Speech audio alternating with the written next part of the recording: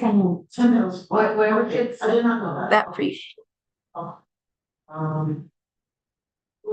okay, I'm gonna read a poem, about, well, it's not about nature necessarily, but, you know, I grew up, I'm first generation American, my parents are Caribbean, and, curry is a staple, you know, in our household, which is. We're here in honor of Mother Earth at 33rd Hill. Indians. Happy Earth Day, everybody.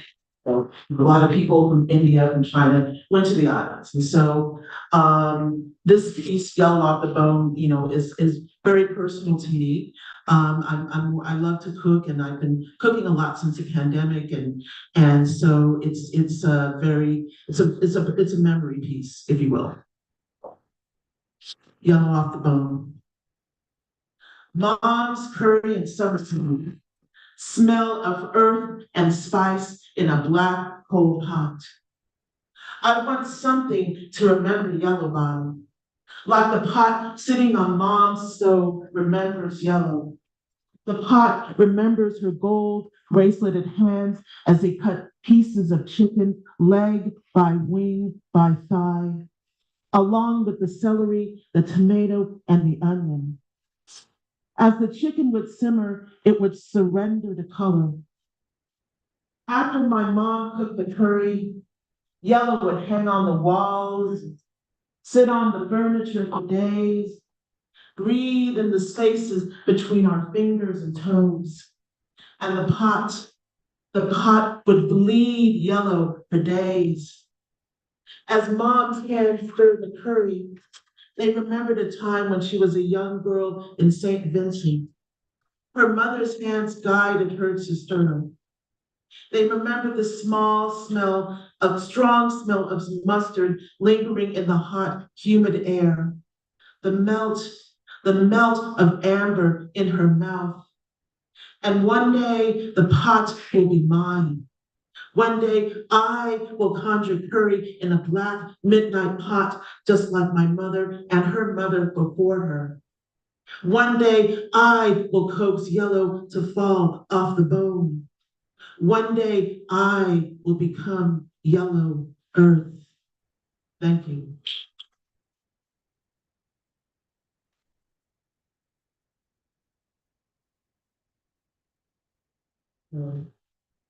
Sadly, my poems aren't really, you know, I don't, there's not a lot of nature poems in this book, so. Okay. All right, so I'm gonna read the opening piece of my book, Sunshine and Concrete. Under a gray orange sun, daisies grow near homeless campsites. Riots break out while apricots ripen. Under a gray orange sun, small clouds, a cerulean blue sky. Syringes swim in white ocean waves. Under a gray orange sun, democracy falls, rises, and falls again. Sedition is just another Wednesday. Under a gray orange sun, quarantine is the great escape. Taggart signed the city's name on billboard canvases. Under a gray orange sun, LA is sandwiched in between sunshine and concrete. Poems bloom under pandemic pressure. Thanks. Yeah. This book was written during the height of the pandemic, and there was a lot going on, you know, during that time, as you know. So I'll read this poem, and then I'm just going to read my last piece. This piece is called Prayer for Linda. All praises to the microphone, all praises. All praises to the microphone, all praises. All praises to the microphone, all praises. All praises to the microphone, all praises. All praises to the microphone for keeping my secrets, for listening to me when others would not, for amplifying my thoughts into poem, for loving me when no one else would, for setting me free, for setting me free.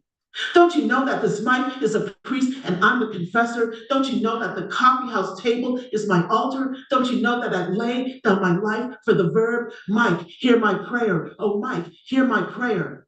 Espresso machine whirring like a prayer wheel in the background, electric beats per minute of a poet spinning nouns, audience throwing themselves on the altar of the alphabet, MC leading us like a prophet into the promised land. Word, set us free. Word, set us free.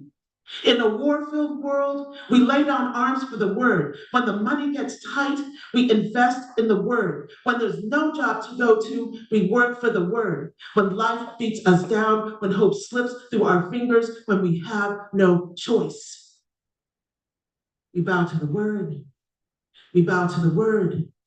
We bow to the word. And we bow to the mic. We praise you. Amen.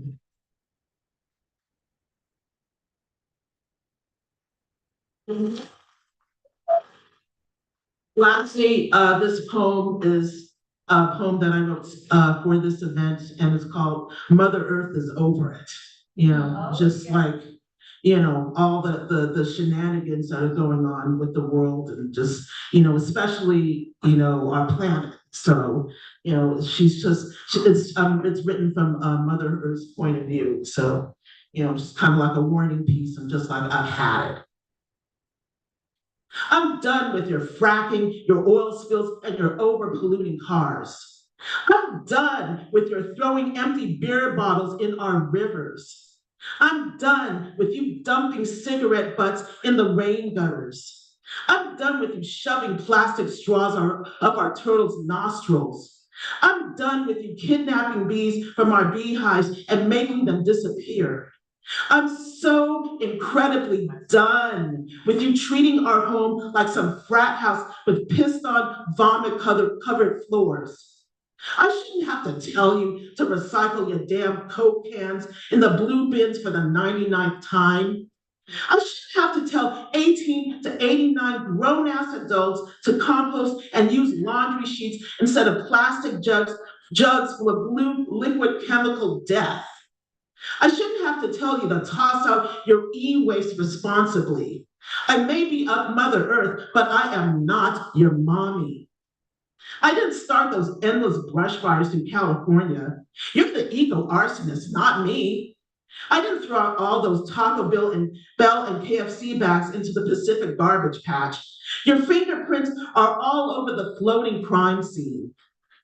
I didn't toss out those $50 polyester Zara pants worn for 5 days. You piled your fashionista trash onto a poor country's growing mound of unbiodegradable dead clothing. All this garbage everywhere is your fault. Don't ask me to help you clean it. Humans, enjoy your brief existence on hashtag Team Third Planet while you can. There's an expiration date for you all sooner rather than later. You had multiple warnings to act quickly, but you never listened to me. The consequences will be your inevitable truth. I will slowly melt and burn our house down to the ground year after year until it disintegrates. Don't think I won't take you with me. Thanks.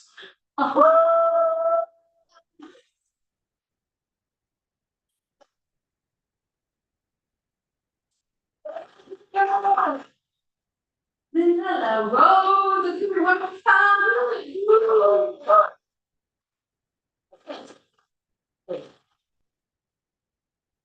Find her online at lindalarose.com. World Stage Press, you can pick up her book and any other places. Well, TikTok before they take it away. On the TikTok. Yeah, I mean, before they vote to kind of expand on the TikTok day. And I'm on Instagram, Linda Rosela, LYNDA, ROSELA. I'm on old man boomer Facebook, you know, and the page, Words That Whisper More, that has been active for a while. So, Words That you know, yep. So that's where I am. Thank you, Linda.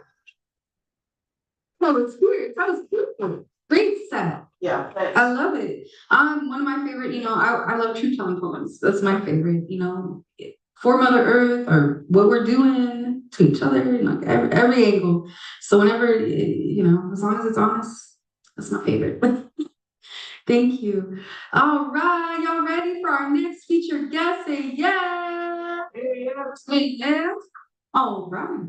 The next guest coming up to the mic is my brother from another mother, Ramiro Rodriguez. He is the author of a chapbook called Coming Home. He's also a youth leader, mentor, danzante. I know you're in a lot of different danza circles, very much honoring his indigeneity and la cultura, originally from Chicago. Actually, we got a few Chicago folks in the house. What? Yeah, Alex is from Chicago too.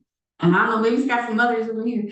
But he's an amazing person and also inspired Luis J. Rodriguez to write Always Running, because that's his dad.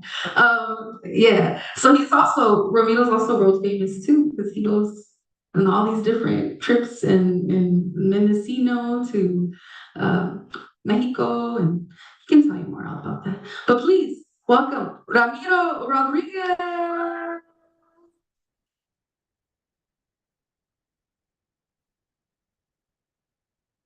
Oh, just we're too. I am Shorty. Thank you. Thank you. Absolutely. Thank you, Jessica, and LA Film Society, and everyone here for being here and allowing me to be here with all y'all. Wally Wally, with that, Creative Four Directions and Elements. My name is Ramiro. I am from Chicago, and I've been living here about 9 years. And so, it's been, like, I love California. I was born here. East LA, and I left when I was little. Over 30 years of my life in Chicago. I'm just gonna tell you, though, it's hard living in Cali, man. So, this is my last week here. I'm moving back. Yeah. My mom lives in Wisconsin, so I'm going to Wisconsin, but where she lives, only an hour and a half from Chicago. My sister's in Chicago, my daughter. I got 7 grandkids. We're all in Chicago. Back to the family. Yeah, I'm back. I'm here with my dad and my stepmom, the point of my half brothers. Yeah. And your other familia. Yeah. So Yeah. but it's an honor to celebrate this beautiful day today. I'm like Linda. I don't really have a lot of nature poems, but I did happen to write one when I first moved out here. Because I'm gonna tell you, Chicago doesn't have mountains. We have a lot of hills. We have a lot of forests. I mean, we have states like Wisconsin, Indiana, Iowa, beautiful woods, and trees, lakes, rivers. We have a lot of that. We don't have mountains. Mm-hmm. So when I was traveling from LA to go up north for danza summer, yes, I am a danzante. I dance in Danza Azteca Xochipilli from East LA. Woo! So yeah. And then so we were going for a ceremony, and I just noticed all these mountains and the beauty. But then I also knew about a lot of history in California. One of the most polluted states, people don't realize it. A lot of industry that was here that left, but still here. There's a lot of toxic lands that are still, that have never been cleaned, when people, they think about Hollywood, and they think about all of this magical Disneyland, but they don't realize, that there's a lot that California has contributed to the devastation of what our mother is going through, But like I said, still have beauty. I don't want to take that away either. So there's a poem I call Forgiveness from Tonantzin. Traveling through the lands of my ancestors, embracing their history, acknowledging their struggles, humbled by their teachings, I am minuscule in comparison to the energy of my grandmother, Tonantzin. The trees give me life, the wind gives me focus. In each direction I follow, my spirit is unmovable, constant, steady, strong. Tonantzin holds me in her arms, chained to her heart. I fall to my knees and I ask her for forgiveness. My tears become a river. My pain becomes an ocean. I am lost in the insanity. The madness has transformed me, evolved me, mutated me into this man of suffering. I look up into the sky and scream, forgive me, Tonantzin. Forgive me, my grandmother. Forgive me for what I have done, for what I do now, for what I will do tomorrow. I stand up, Her energy travels through my bones, my soul becomes balanced, and I continue traveling through the lands of my ancestors, embracing their history, acknowledging their struggle, humbled by their teachings. I am minuscule in comparison to the energy of my grandmother, Tonantzin, the energy of my grandfather, Huetonatiuh, the energy of Ometeotl.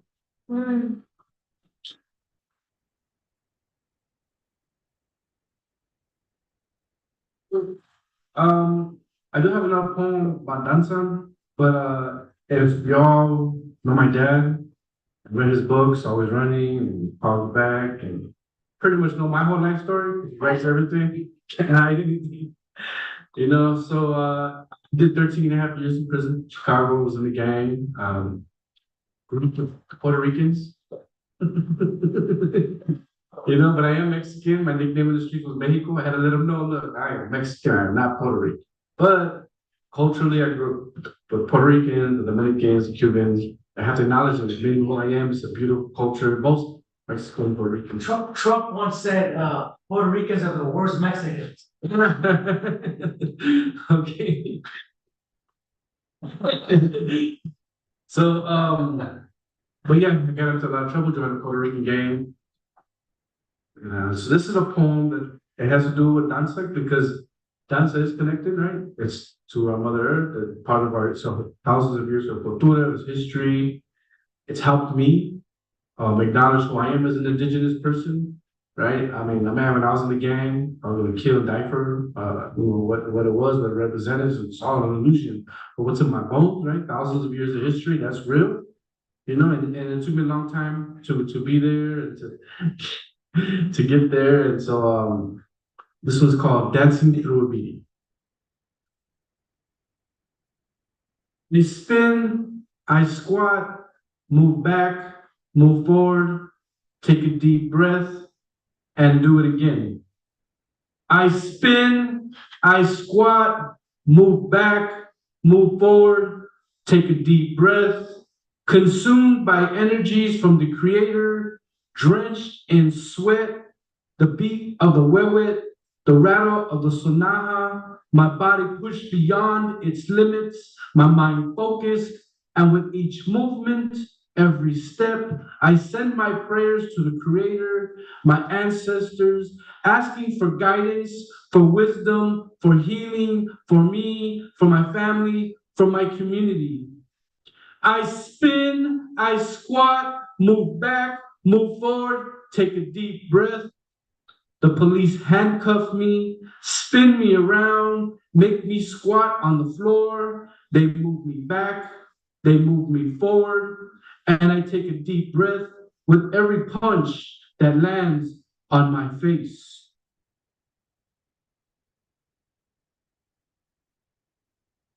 Consumed by their hate, I am drenched in my own blood. My heart beats fast, my bones rattle hard, and my body has gone way beyond its limits. Their minds are focused with each punch, every kick. There are no prayers for guidance, for wisdom, for healing. I am only left with pain, shame, humiliation. I spin, I squat, move back, move forward, take a deep breath. Who I was then, who I am now, who I will be, is all marked by the preciseness of my ability to follow the grandfathers into that next round. And on that journey, the beat of the wewet, my heart, the rattle of the sonaja, my bones, will keep me from falling off the path of the Michigayo. I dance through the beatings of life. I dance through the beatings of my inner demons. I dance through the beatings of my father's abandonment, the choices I have made in life, the degradation of the police. I dance through the beatings of my own transitions to becoming a strong and respected Mexica warrior, a warrior for peace, a warrior for love, a warrior to open doors for our young people going forward into the next 7 generations, giving them guidance, wisdom, healing as they make their own transitions on the path of the Michigayo. So for them, for me, for my kids, for my family, for my community, my ancestors, Don Ancin, Omateo. I spin, I squat, move forward, move back, take a deep breath, and do it again, and again, and again, and again. Wow.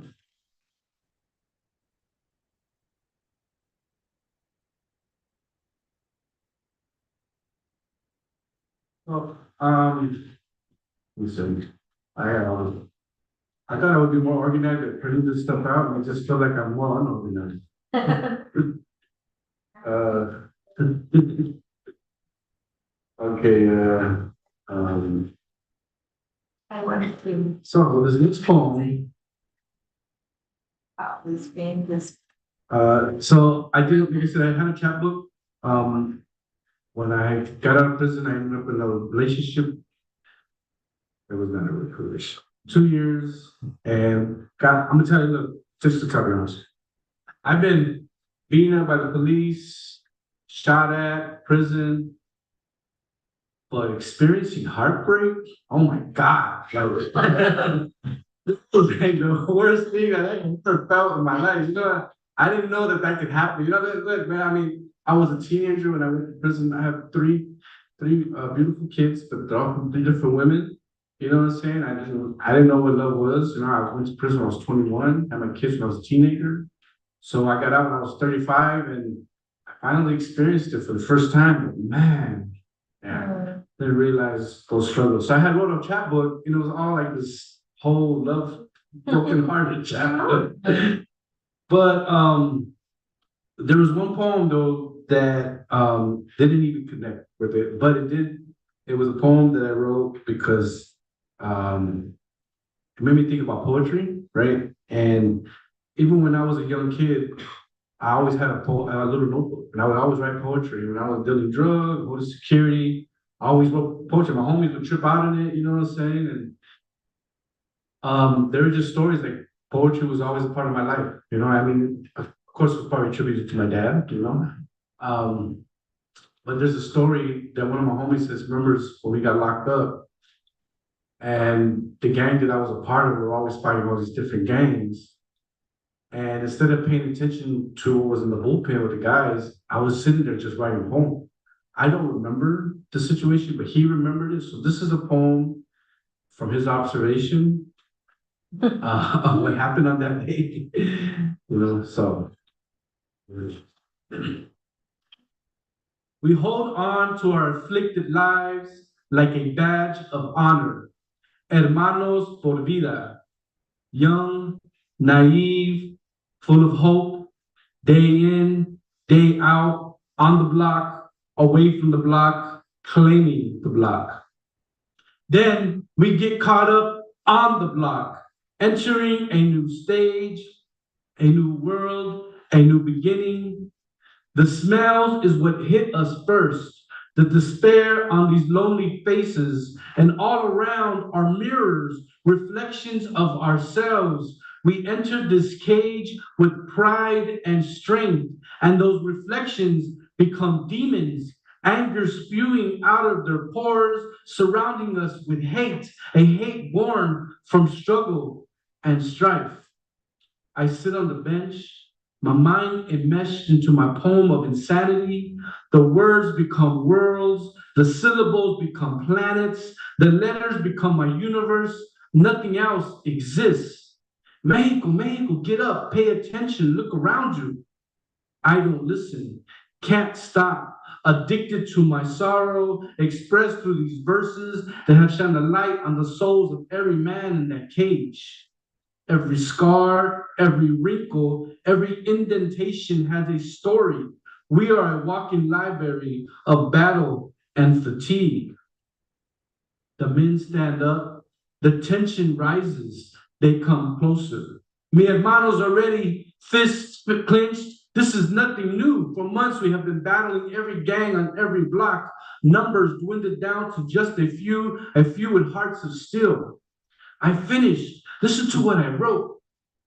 Quetzalcoatl enters my body and the words become the wind, a self-reflection of a boy fighting to become a man.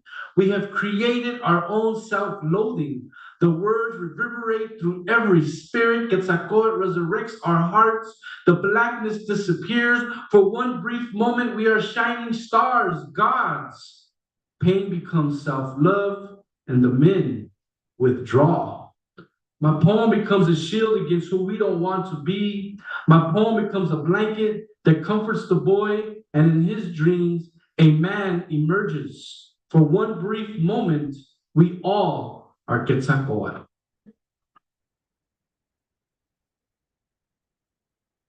We love you. You're gonna be moving to Wisconsin soon. Go for it, brother.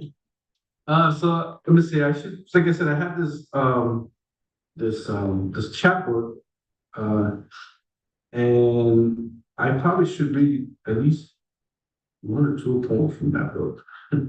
So, if all you don't know what a temazcal is, right? Suela is up here in Ipis, right?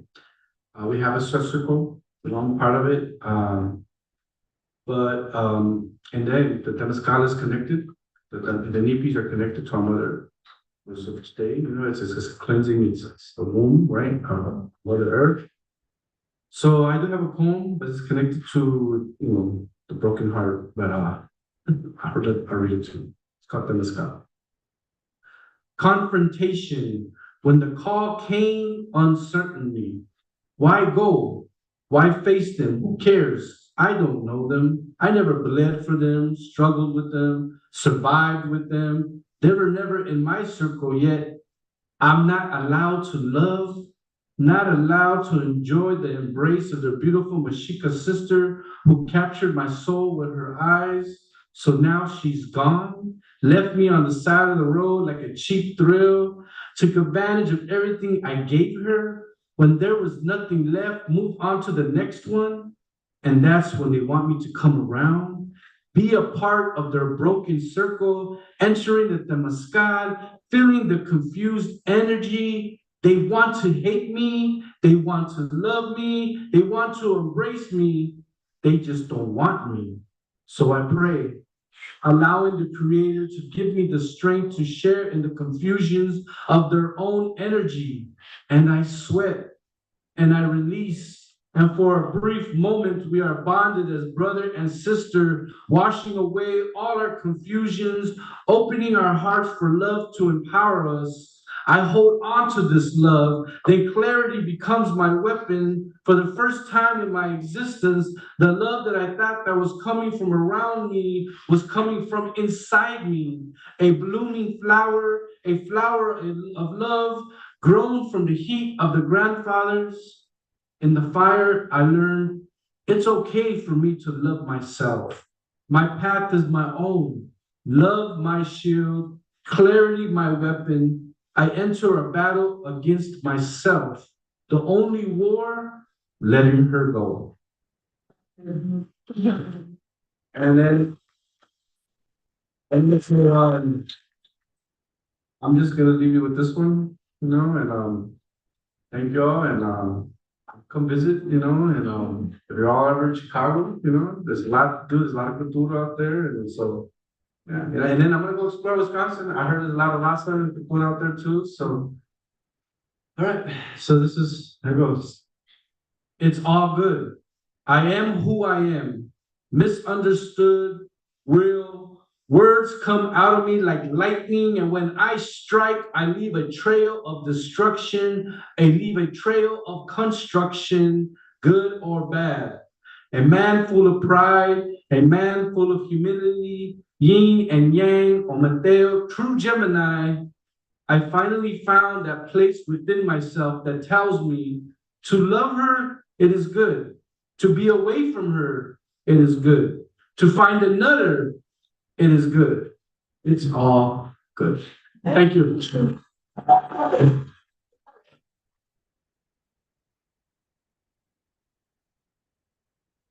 Hey, Ramiro!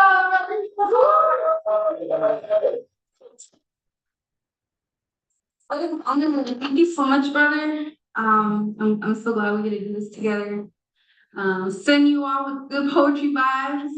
And now I got a reason to go to Chicago. And I got a tour guide because I don't know where to go. One time I was in the airport. And that was about it. The airport window.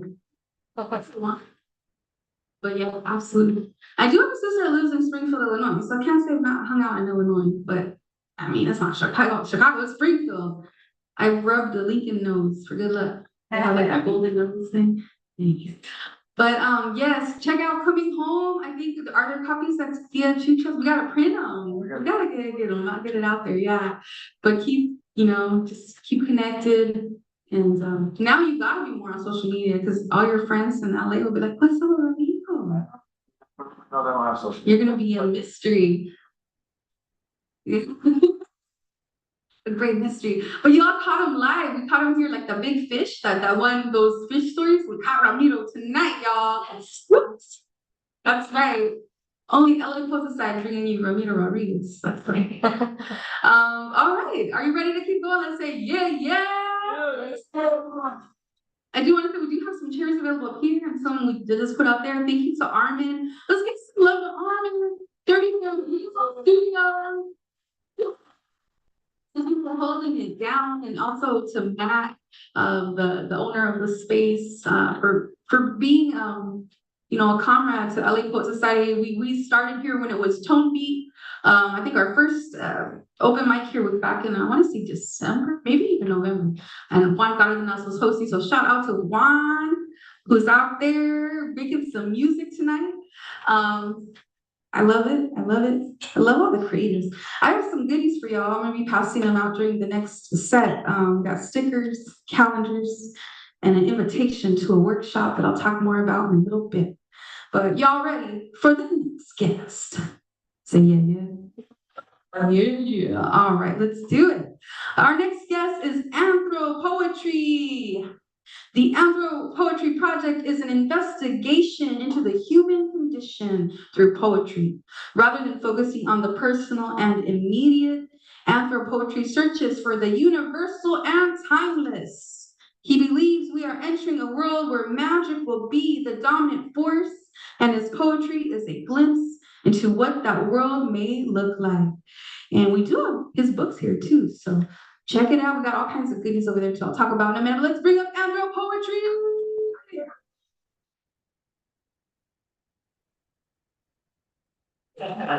You like holding it? I like holding it. Oh, good. It's your mic. You got it. Putting this on, Jessica.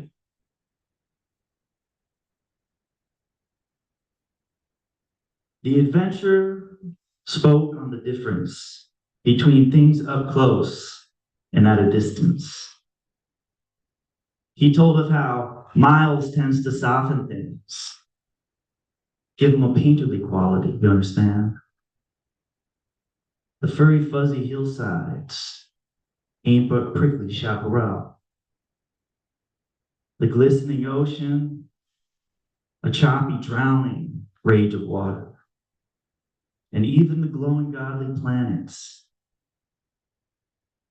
not but rocky, lifeless balls of ice.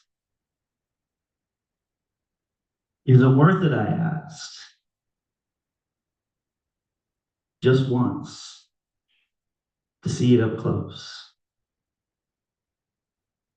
Would I ever enjoy a view again?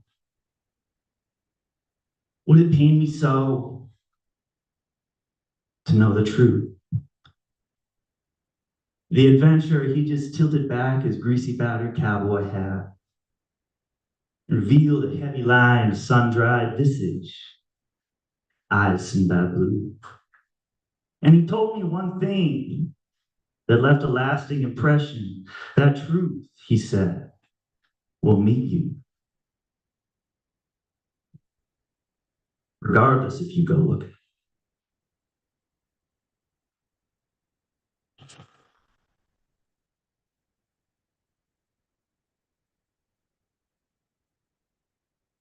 This is called Mist on the Sacramento River. Mist on the Sacramento River. I forgot it already. Again. Mist on the Sacramento River. I can almost make out Bartle's Bridge. Decisions. And I don't make a quiver. Not a breeze or the flopping of a finch. Sycamores and willows straddle the county line, shedding seeds and dangling their branches. Only lonely oaks occupy the other side. I heard acorns are a sign of second chances. Squirrels bicker over the last remnants of the winter. A car drives by some far-off unseen road. There were fires on the hills, I remember. The mist just resembles a better smelling smoke. The stars were clearer than I'd ever seen last night.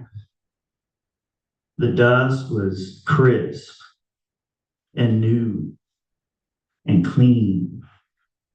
Can I trust them crepuscular insights? Lying paralyzed in between a dream. The fog clears up as the dawn breaks noon. Power looms and buildings join the forest. The squirrels hide, and a bridge comes into view. And the wind causes my fishing boat to twist.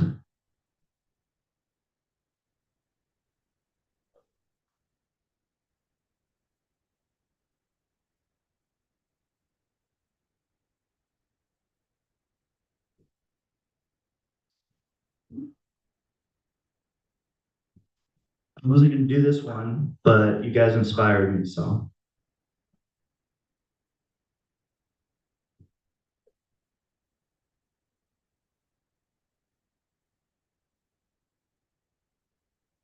An old man with an ear missing tells us his history in verse. How the warriors would wear the butterfly emblems on their breastplates in the battle. A reminder that if they fought well, they could rise again and fly. And when the warrior fell, holding the spear that did him in, he could be seen licking his lips while his eyes squinted. The flight of the warriors were a cloud of orange. Hordes approached the temple complex from the forest of fir where they transformed. Their forces were inches away from our necks. Violent threats, veering mercifully short, metamorphosed into a gentler nature. The obsidian blades that brought them death had been left behind with their lives a labor. To the flower meadows and the mountains of paradise, the prize afforded to the fearless soldier, reborn the sky as royal butterflies over the skeletal lobe, trees of winter. Delicate creatures sacrifice, trading the tasting of blood for nectar.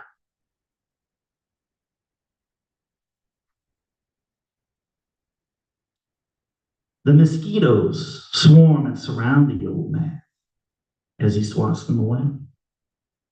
He says that he wishes he had lost his ear in battle, but instead it was an accident. There are no more battles, he says. There are not many butterflies either.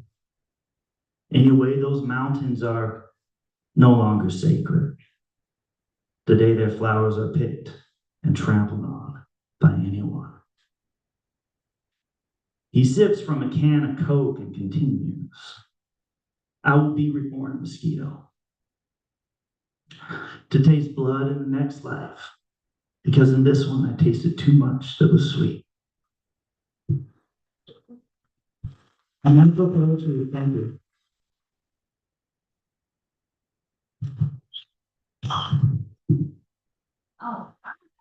morning. I'm getting wrapped up in my flowers. I guess I should have been here at 6. But hey, it's all good.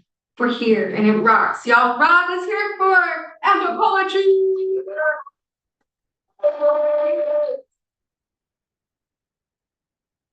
Big hat for all y'all. I love y'all.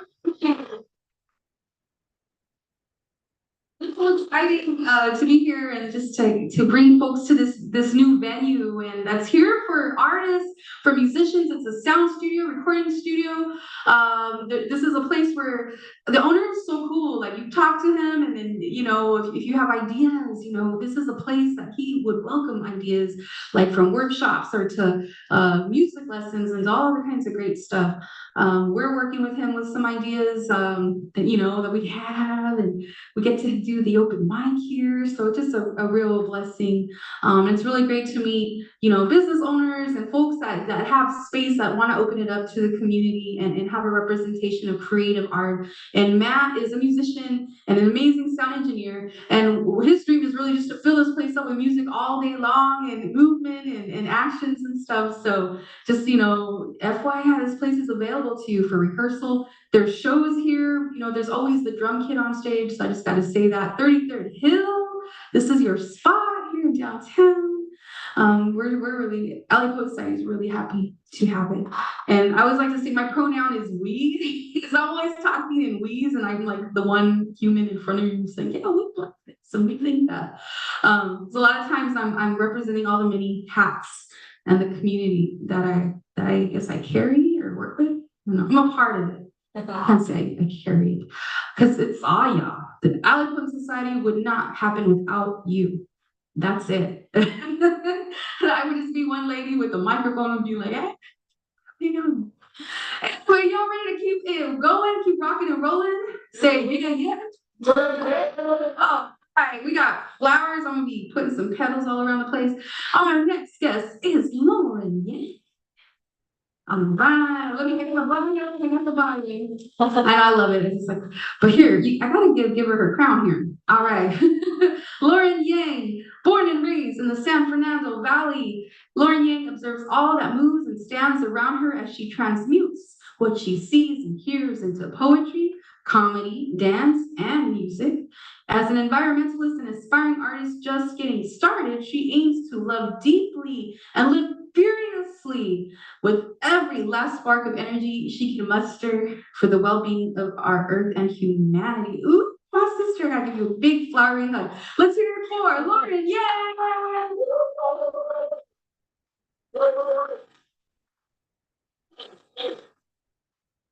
Thank you for being here. Thank you for having me. Yeah, this is such a cool event, and I'm glad I found it. My name is Lauren. Wait, this is a little poem.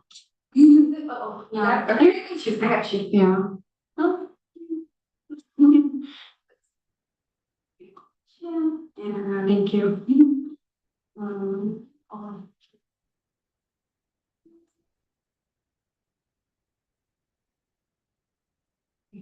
That's good.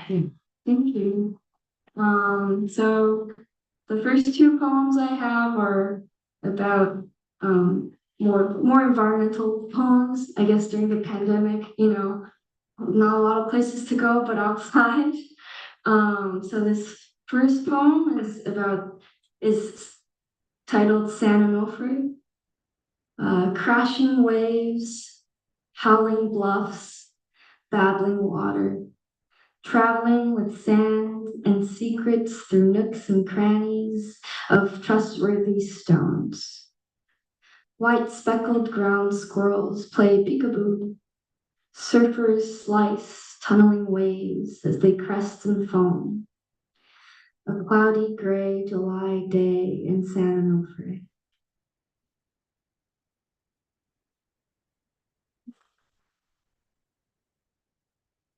And this one is about Vasquez rocks. Yeah, with the rock formation. Yeah, it's very otherworldly. whose solid gravel speaks in hushed tones. A sunlit stone looks up at me. No queries, only welcomes us to their home. Nestled in the center of stegosaurus spines, the same color as the rusted globes of buckwheat burnt by the sun, carried by the whispering wind. Listen to the wind and rocks. Shake the yucca maraca. Delight in the juniper leaves. Walk the winding path. Thank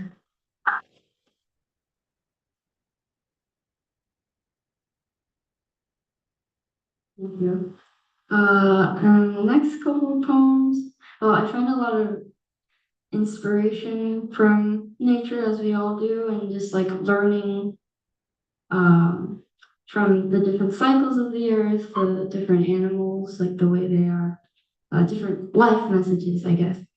And so this one is an ode to elm.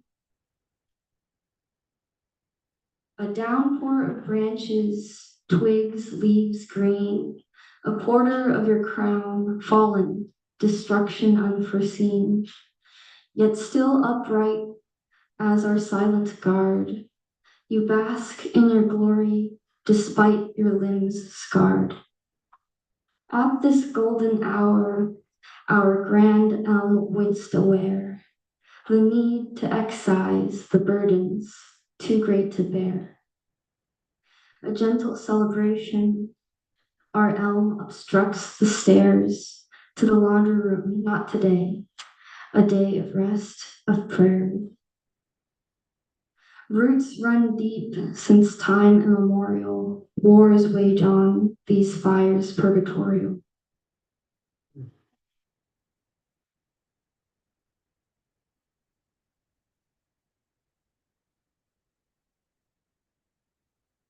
I have three more. Okay, one of them I forgot to print out, but it's here.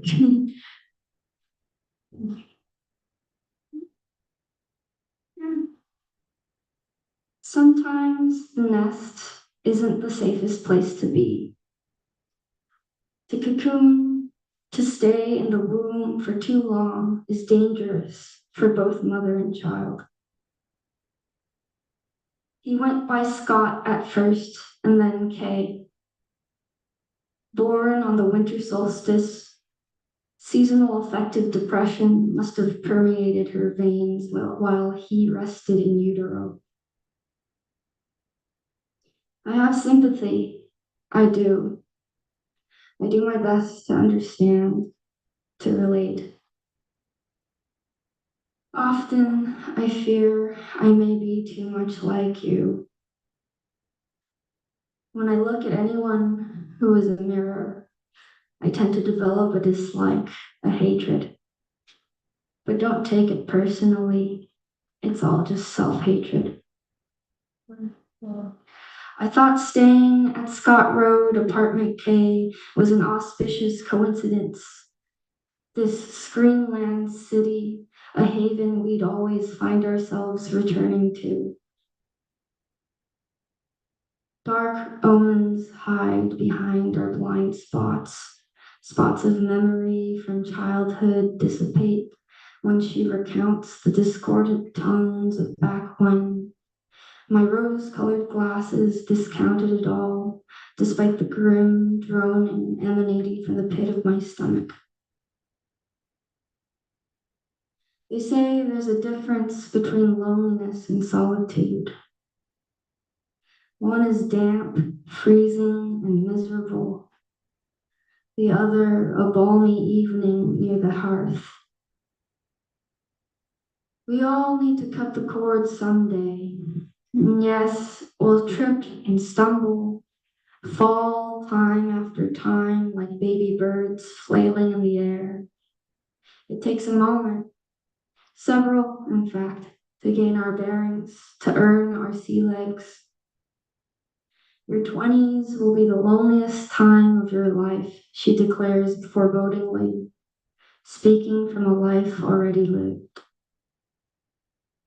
What I've found to help.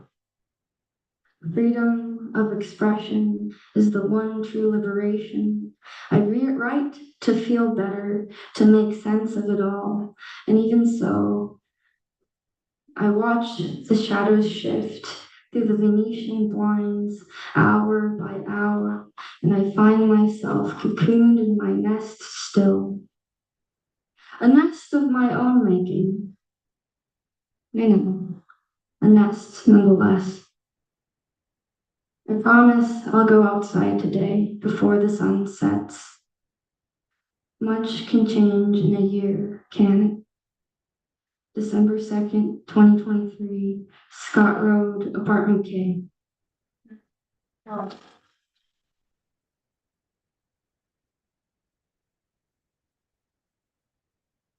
This one was for my friend. It was her birthday in December. Okay. For Nazi Moon. I think I was 8 and you were 9 when we met for the first time.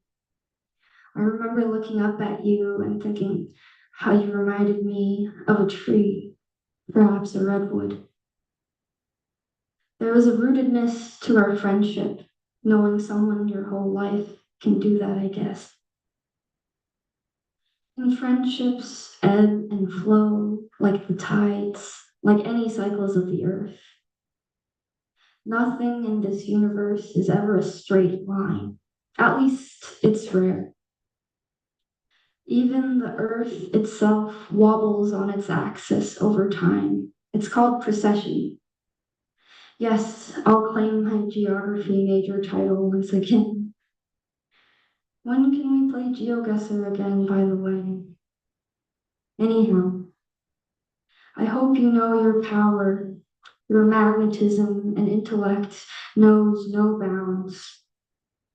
It's been a pleasure to watch you grow, to bloom into the person you are today. Happy 28th. Many happy returns. December 19th, 2023, my rooted tree friend at 28.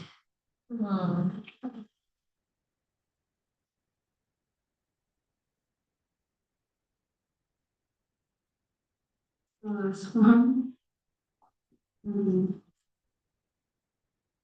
The earth screams, scorched by Agent Orange. The air combusts, breathing in white phosphorus. The oceans wail, choked by trash and oil, and the fires rage on in our hearts and minds. The eternal return of infinite chaos. Churning, the cycles do, pleading to be left alone. Either leave her alone or live in harmony with her. Too much tension snaps the ropes, the brain, the bridges. Imbalanced we are, just let her breathe. We are not separate from her. When she hurts, so do we. Let her heal, and so will we. Our fates are intertwined. None of us are expendable, especially her. She'll still be here long after we're gone. We are but an ink blot in her story. April 22nd, 2024. Her name is Earth.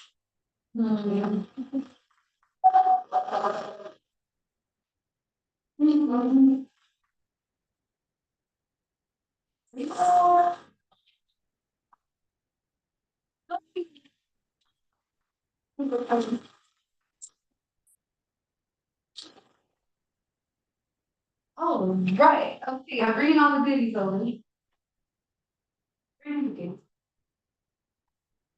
That was fierce. I love this. Love the Vasquez rocks and the Mother Earth piece. And just, I mean, we all should be. Like I said, Mother Earth's so huge. We are just, he's a little lucky earthling. when people ask me, hey, don't you want to go to space? I'm like, no, I am of Earth. I want to be on Earth, man. I want to be where I know I could like sustain, like I could be alive. I don't have to worry about, oh no, I have a crack in my helmet and die in like some weird, crazy, miserably painful way in space. Yeah, I'd rather not. I don't want to go to Mars. I'm good. If anybody does, you can tell me. I'll write another book about it. Whatever. Go live. Whatever y'all do. However, but yeah, I'm good. I'm an Earth child. I love it. I love. I don't know if you I mean, we're all here for an Earth Day celebration, so I'm kind of. I feel like y'all will feel me on this. But those days of agony, of pain, of anger, of anguish, just unbalanced, where you just feel like you can't just ground you can't ground yourself. You can't just be your authentic self. You're just feeling flip-flop, right? And I've had those days and I get mad and I'm like, I want to go to the beach. I really want to hike. I want to be with my friends, or I want to go to a park. And and I'm going to feel all better if I do this and that and this and that. And all it really does take is to get outside in front of your door of wherever you reside and just look up at that sky. See the leaves or the shade of a tree and take a deep breath. Just look up at something bigger than you. It's that easy to feel that power of Mother Nature, that power of your mama saying, it's all right, you're good, you're where you belong, just calm down, it's not that big a deal.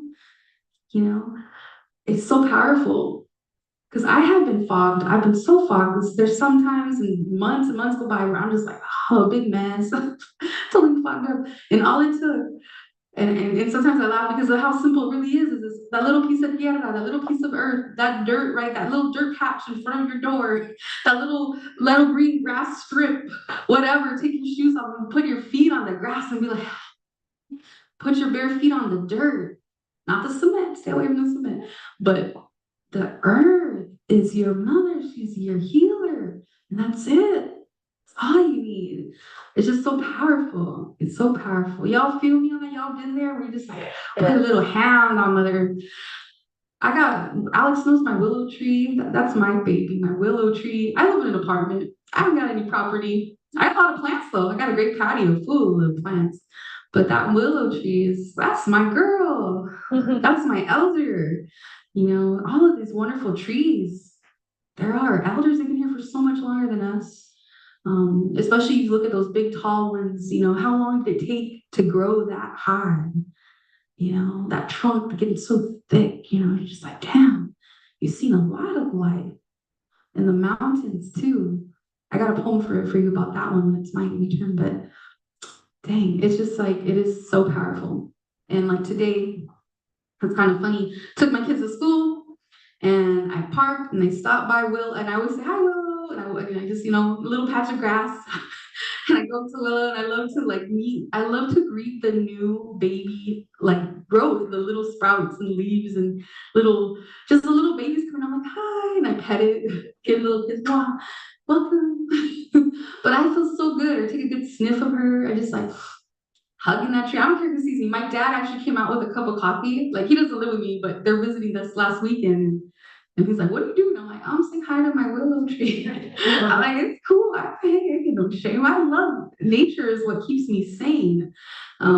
Serious. So power. So much power, so much power. All right. So I want to pass out a couple things and share a few things before we bring up our next guest. We have a few more readers on the mic and another guest.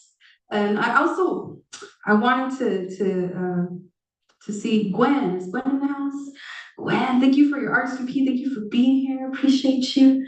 I'm just excited, just to meet new faces and come together in community. So, all right, gonna pass a couple things around here. So I want to do a giveaway. So, I'm gonna come up with. Let's see. Okay, don't say them out loud. You gotta raise your hand and give me the name. And it doesn't need to be the genus species thing, but 5 different trees. And the person that can give me 5 different trees, I got a book for you. So go ahead and do some think time. Ramito's already, okay, you're ready? We got 5 solid names of trees. Because you say a couple and then forget, you're giving them the prize. I'm Ramito. Elm tree, Willow, you mentioned willow, oak, the willow, the oak, redwood, right, sequoias. redwood, sequoia. Okay, he's already there. Arborvitae, what, pine, right? The pine, I think I did, right? You got it. You got it. You just waiting it. All right. Well, you just won yourself a copy of our Acid-Verse Literary Journal, Volume 1, Queer Uprising, published by LA Poet Society Press. Thank you, brother. Full color issue just for you. And let's see. All right. Well, here's what I have for everybody else, because I like to give. I have stickers, so hopefully there's enough for everybody. I'm gonna say, take one and pass it around. This is where the teacher of Jessica comes in. By the way, did I even say my name was Jessica? I'm Jessica, your host. I also have our calendar of our events. So LA Poet Society, we're about 15 years old and we do about 75 events a year. This is our calendar. Y'all caught us here. But if you don't have a calendar, I just go ahead and let y'all take one. And if you already know the deal, you can just pass it around. It's all good. And we had a great event last night too. We had our after party for the Festival of Books. I saw Angro Poetry there yesterday, and we were going overtime. It was really awesome. But I ran out of all my stuff. That's all the stickers I have left. I was looking and I had buttons and more stickers. And where did they go? Not in this bundle of stuff I brought today. So sorry. I will owe you next time. But hopefully they make it around to people who don't have a LA Poet Society sticker yet. I also want to announce something. So I have my Master's of Fine Arts in Poetry and Writing, and I have a BA in Art History. And thank you, sis. And one of my favorite types of poetry, one of my favorite types of classes to offer is ekphrastic poetry. That's where we look at visual art and we embody it and we write. It's a communal thing, especially when you see where everybody's mind went with the same thing you're looking at. It's exciting. You're like, whoa, you're thinking hot dogs? Dang, I was thinking lasers. Okay, you also thought hot dogs. Me too. Like, it's just fun if you connect and do the same thing or similar, or if it's just totally the opposite. And it's a lot of fun. So actually, I'm starting a series of workshops over at Avenue 50 over in Highland Park, and it's my ekphrastic poetry masterclass. And it starts on Thursday, the 25th, and it goes from 6:30 to 8 p.m. So the way I'm doing it is you pay $20 a class. So it's every Thursday. I'm gonna go for sure 6 sessions, so 6 Thursdays in a row. And the fun part about this is I take it to the next level, folks. Because not a lot of poets are doing this. That's my class. So what I like to do is I go in that gallery, pick 6 pieces of current art on exhibit, and then I do my analysis and all that poet teacher business, write down my notes, and what I do is I pair it up with a masterpiece. So something that, 1500s, 1400s, and, antiquity, whatever, but that's using that technique or is the source of that technique that this modern or current artist is using. And I, do a side by side. I teach you some art history, teach you about the methods, and we check out the art, living art, and then we write, and then share, of course. And so, folks, for anybody that participates and is present for 3 workshops, you'll be included in a zine that's going to be published at the end. And the reason I'm saying 3 is because I want to give the honor to folks that are invested in the workshops, But yeah, so I have my flyers here, and I also have a sign-up sheet. So it's $20 a class, but today and last night I've been doing a deal, taking off 5, so it's $15. And like I said, it's pay as you come to the class. But if you do want to RSVP and say, hey, I want to join you this Thursday, because that's when I start, you can go ahead and sign up there. But anyhow, here's the information. So yeah, I'll take one and pass it around. And that's what I have for you. And the last thing I have is the love bag. This is the love back towards just LA Poet Society. You know, if the suggested donation was $5, if you can't, hey, it's all good. We love that you're here. Give us some good juju and pass it along. So that's what that's about. All right, all my commercials are over. So everything's getting passed around. We also have a $10 book sale over there on the table. We have a poetry activity for you after this show, and also poetry on demand. And definitely love for y'all to take pictures with our Step and Repeat and tag us, Los Angeles Poet Society. All right, y'all ready for the next featured guest? Say yeah, yeah. Yeah. All right, let's keep it rolling. I am so excited. Our next guest has been up at our mic before, and she is fierce as one. And so I'm just so excited to bring her back here for this celebration honoring Mother Earth, and that is La Neta. La Neta is a two-spirit queer indigenous writer and creative entity. They love all forms of creative expression and a good tamale. Oh yeah. It's called balance. I love that. South Central raised, she's hood infused, raw, unapologetic, and although she may not be universal, she has something for everybody. Let's welcome La Neta to the mic.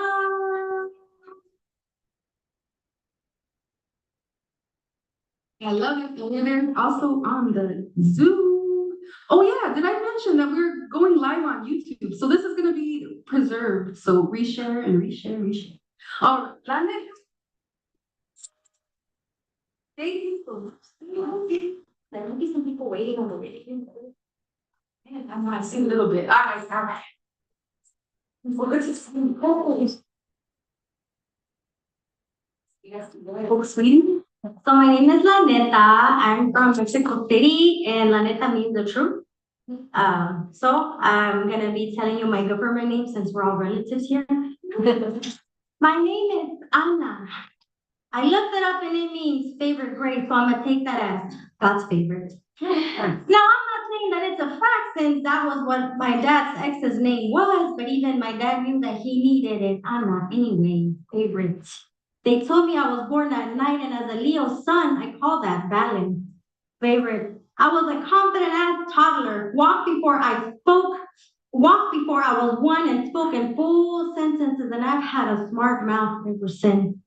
Favorite. I got blessed with sun-kissed skin that radiates the joy and that I'm bringing back to my lineage. Favorite. My hands blessed and healed and preposition, praying, pondering perfectly and planning purposely. Favorite. Even when all the hope seems to be gone, I still make it through. Highly favored, divinely guided. Favorite.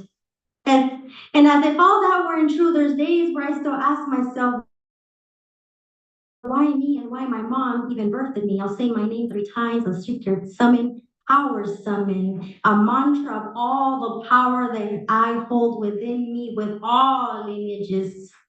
Anna, Anna, Anna, Anna. All right, so we're relatives now. Now you know my journey. So yes, and in honor of Earth Day, I decided to share this poem. It's called Treat Them Like Hidalgo. Aliens come to Earth and call you undocumented.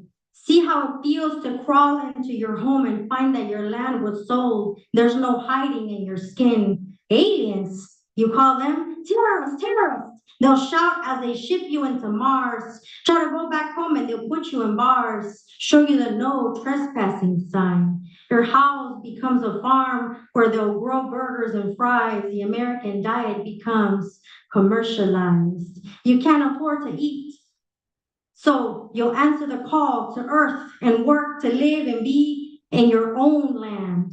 They spray you with disinfectant and gibberish your name as they read the roll call. You work and break your back, and they call alienation and deport you back to Mars. An excuse to avoid pay, and to your ancestors you pray and realize you've been abandoned by God. The same God the aliens created to make you stay on your knees. You can't go back to Mars, so you try to stay on Earth. You learn to hide. Now you are a criminal. You learn to assimilate. Now you are stripped alone. You learn your wife was sold. You learn your wife sold your land on Mars to an alien filled with greed. Now you're all alone, separated with a family in need. So you cry into a six-pack 6 times a day on an average 6 times a week. What is home now doesn't look like what it used to be. So you send for your wife, pregnant at 9 months. She hides in a spaceship headed to Earth, full of supplies. The journey is too much for the baby, so she greets you all alone, dies 9 days later from an infection she had while giving birth. See, she did not have health care, and the doctors don't operate on people from Mars. You are all alone again. Six turns into 13, so you lose your job to drinking and develop an addiction instead. You started with beer, turned to fentanyl, so you are homeless now in front of your old house and imagine your would have been born children near. You turn to your wife and realize she is a ghost. You give into despair, pull out your hair, it jolts you awake. This has all been a dream. How fortunate you are for all that you have. I wish this hadn't happened, but the braceros are still alive. They worked the land and paid for it with their life. But if the aliens come, there is no hiding in your skin. We won't treat you like kin. The aliens here will shout, treat them like Hidalgo, surrender to your history. Thank you.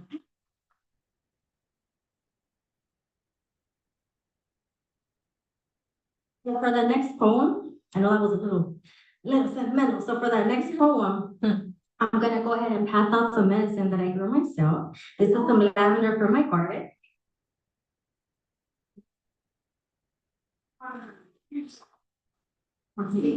Yeah, so feel free to take some and pass it down. Take what you think that you need. Make sure that there's enough for everybody. There's a lot of relatives around us. Here. I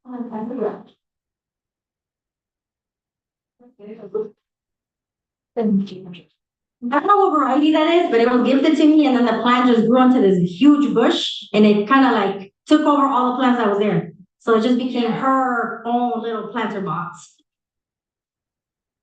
Yes. Wow. And I dedicate this poem to that. Let's spread.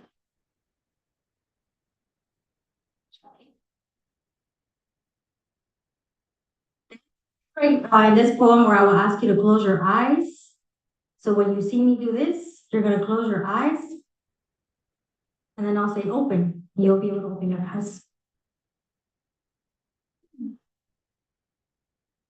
I wonder if she'd be my friend, so I make space for her when I can.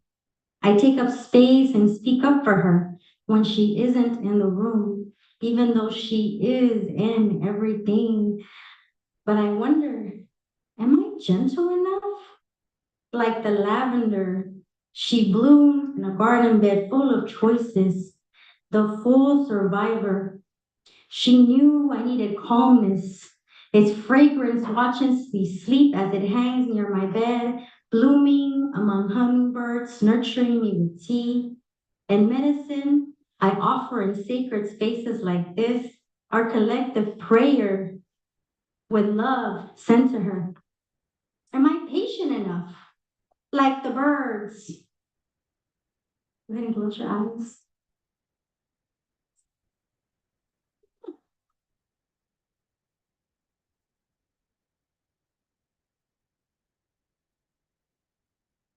Like the birds that glide inside of her.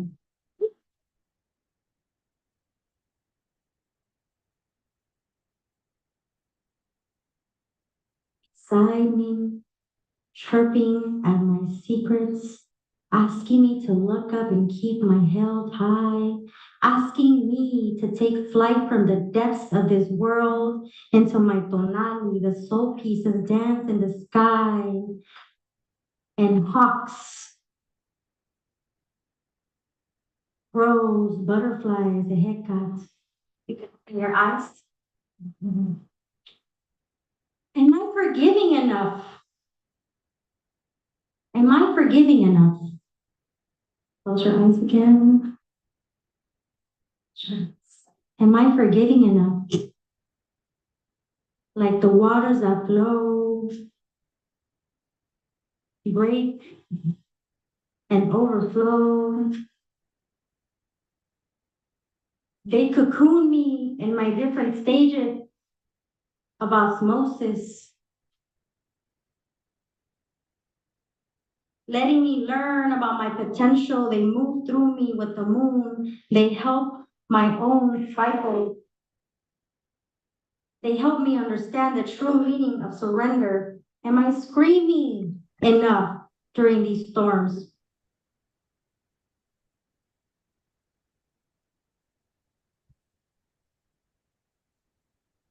And open your eyes. Am I screaming enough through the storms? Is this a proper release or is my liver doing too much right now? That's where anger is stored. Am I beautiful enough? Close your eyes.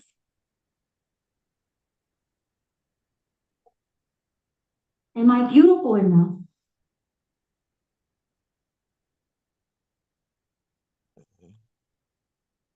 Like her fiery sunsets, the way she giggles in pink, purple skies and oranges, the way she lets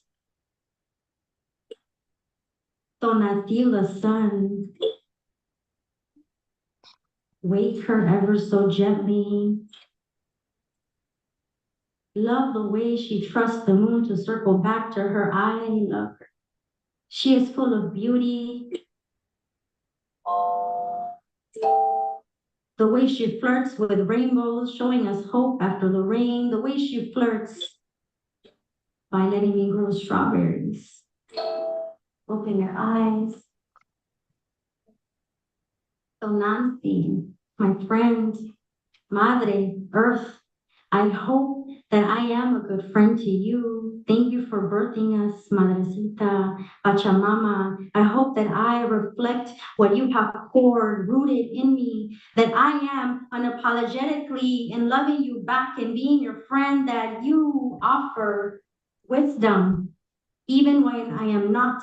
And I felt your shakes, and I know that you are mad at us, but I know deep inside that I'm hoping that this tall, soft energy, that this tall, soft energy that I carry is enough to let people know that I'm down for the cause. So Nancy, Madre, Earth, I hope and I know that I am a good friend to you. I know that I am everything because I carry your energy with me too. Tonancy, Tlali, Ometeo. Thank you.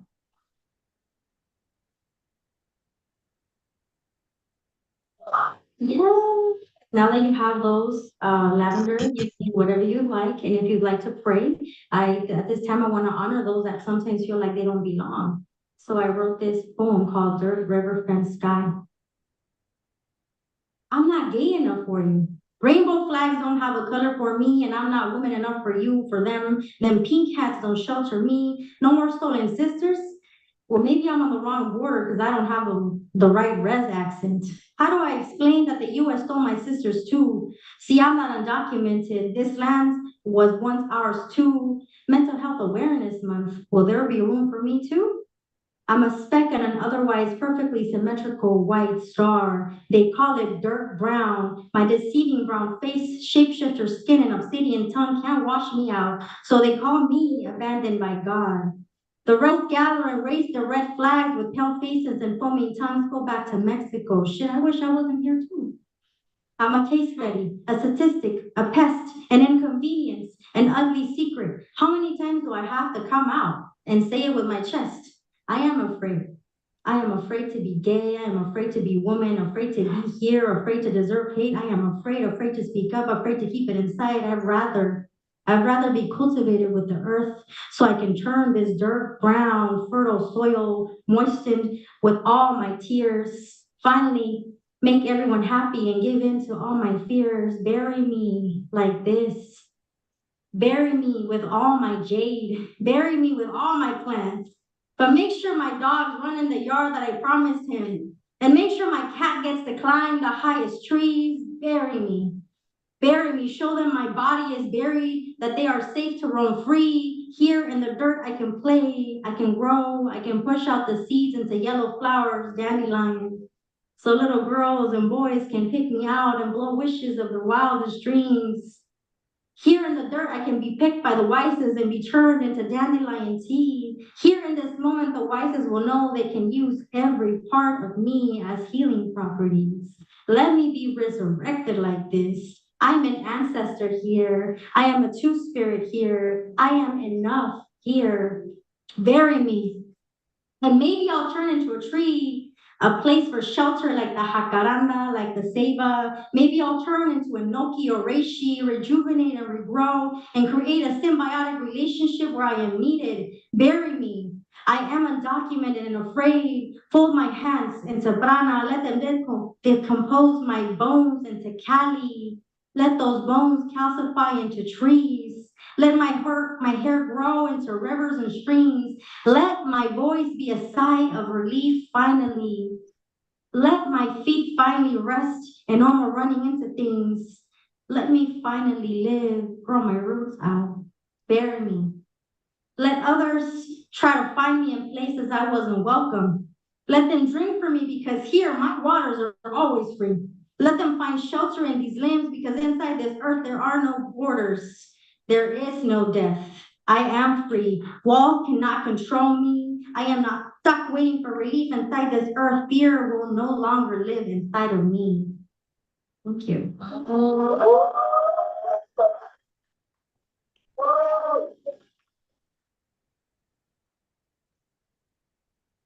I love you.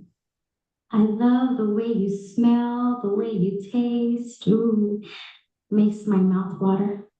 I love you. Let me give you a few giggles, maybe a bite. Ooh, makes me excited to see you every morning. I love you. Every time I see you, makes me excited to see you every morning. When you love tamales like I you all go to the tamaleros in the corners of LA, they the real MVP. I love you, especially when you come with all your friends. I swear, all of you look so sexy. De champurrado, atole, arroz con leche, café de olla, chocolate caliente. I love you. I undress you, tamales. Eat the excess dough off your leaf because I'm consuming every crumb of you.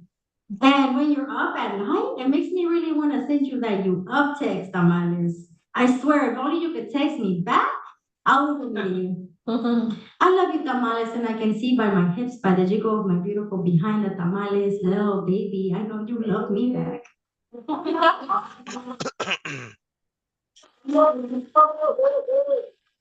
Thank you for your time. You can find me on Instagram at Abuelito Soy Tu Nieta, and I'm also working on a book that will be released sometime next year. Thank you very much.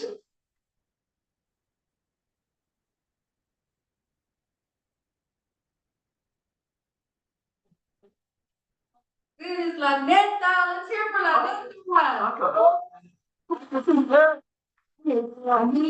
Thank you for the gifts, the links that I'm on. Beautiful, beautiful, and so bright and vibrant. Look at how green these are. Yum. Muchas gracias. Thank you. We have a few more guests after me. And y'all ready for the next one? Say yeah, yeah.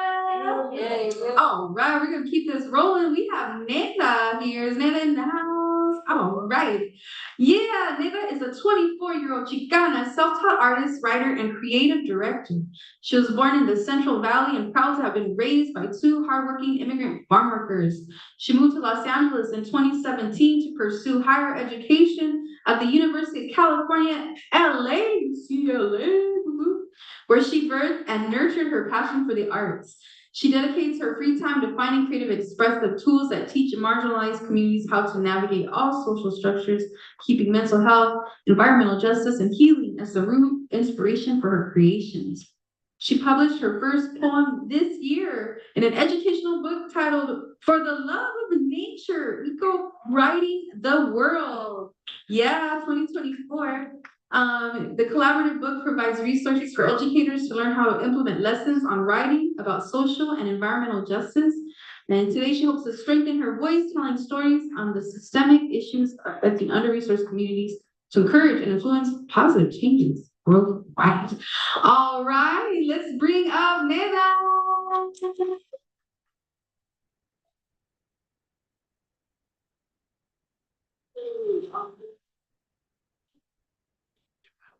How you doing? Oh yeah, we're a little surreal. All right, let's hear it for her.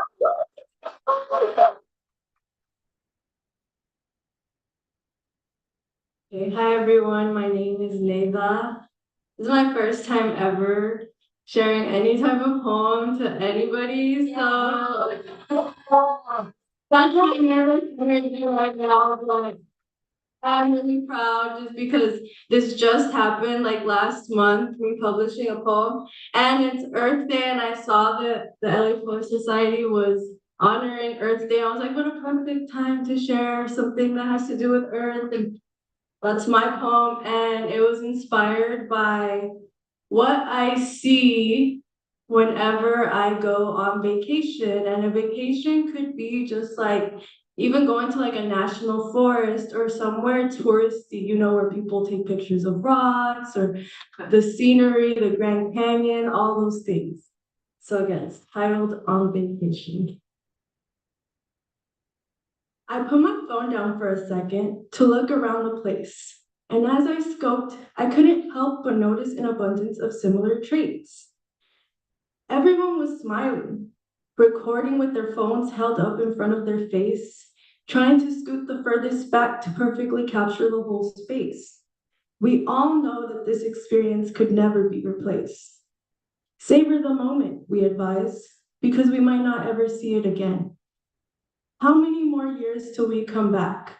8, 9, maybe even 10? But isn't it weird to think that it wasn't like this back then? It all started when a man perceived the planet as profit. He said, as long as we privatize our land, we can take advantage of it. We slap the name resort on it and have people drive hundreds of miles, spend thousands of dollars to hang glide over it, swim in it, find peace in it, and we'll call it a vacation.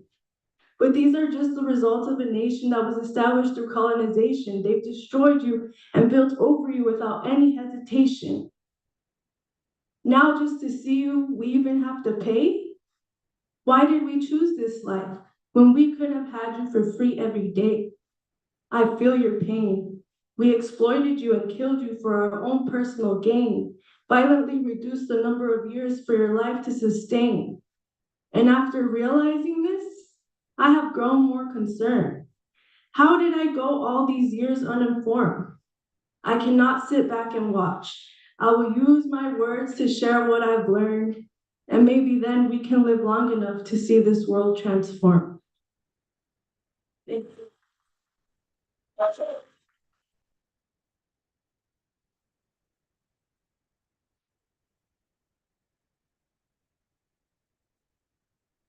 Hi, Neda. I'm so proud of you, hermana. Thank you for being here, for taking that initiative, and for taking the chance. You always have a home with LA Poet Society. Thank you for sharing about First, we want to hear more. Yeah. Always have a home here, and we absolutely love to hear more. Absolutely. So Nali Thursday is coming up. We're trying to get some guests on that one. That's the first Thursday. That's on Zoom. So if anybody's interested in zooming in, come see me. And One Mic, One Globe is happening this Thursday at 7 p.m. also on Zoom. Voth is hosting it, and he has a lineup already. It's on the IG, but though it's also open mic, so you want to come on by, Zoom in at 7 p.m. Pacific time. All right, well, I'm next. I'm Jessica Wilson, Jessica M. Wilson. Also Jessica M. Wilson Diana. So a lot of people like to call me by my married name mixed with mine. But I've been writing ever since. It's Jessica M. Wilson. So that's my name. Anyhow, I'm a child of the earth. You've heard me talk a bit about, I told you about my master's degree already, right? Cost a lot. I never bring it up, but you know what? there we go. I'm doing classes, y'all. So if you want to support, also I teach for UCLA Extension. Woo! So go through what it is. And I am a UC grad too, but at Riverside. I'm a Highlander. It's still another bear, Scotty Bear. We have a Scotty Bear over there. Anyway, I'm a poet, founder of LA Poet Society. We are a publisher. You saw our journal there. We have Anatomy of a Flame by Mauricio Moreno, all kinds of good stuff. And anyway, I love Mother Earth. I absolutely adore her for everything I've already shared about how she heals me, how she grounds me. Like I swear I could be blowing my top, being the most angriest person ever, and I just get into the tierra, get into the dirt, put a bare hand down, take that deep breath, and let it out. And I just feel so much better. And actually, let's do that together. You don't have to put your hand on the ground, but you can raise your hand up as you breathe. Let's take a deep breath and let her out. Oh, go ahead and let it out. Let's do one more. Let's imagine your favorite nature spot, wherever that is. Transport yourself there right now. Let's take a deep breath in.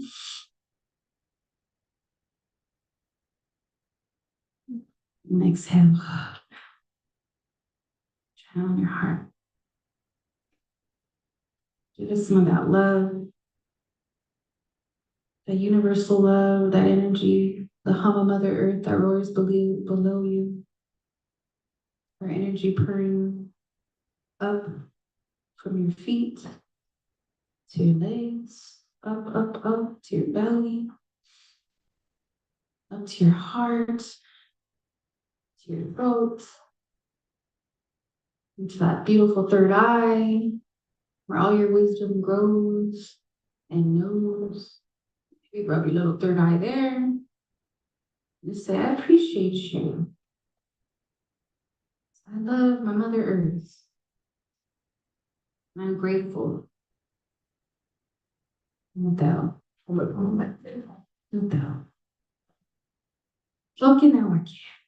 Lokinawake is Nawa, and it is the energy of life. That beautiful light that we all are, that everything has the spark of life that is in everything. We're connected.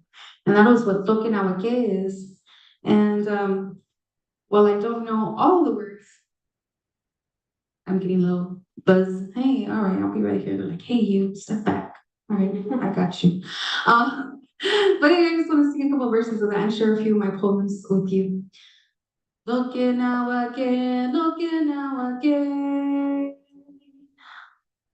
Lokinawake.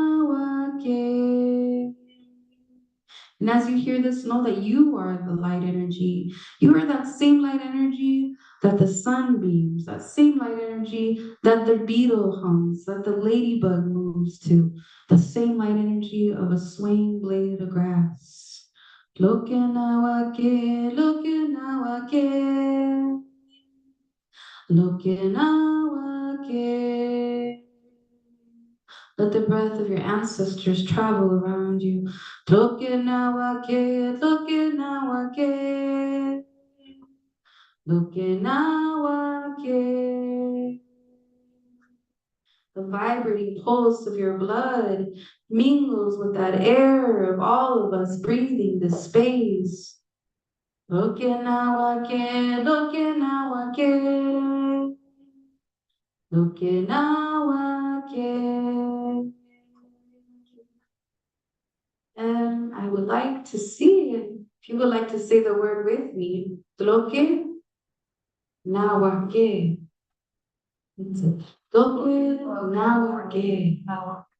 Lokinawake.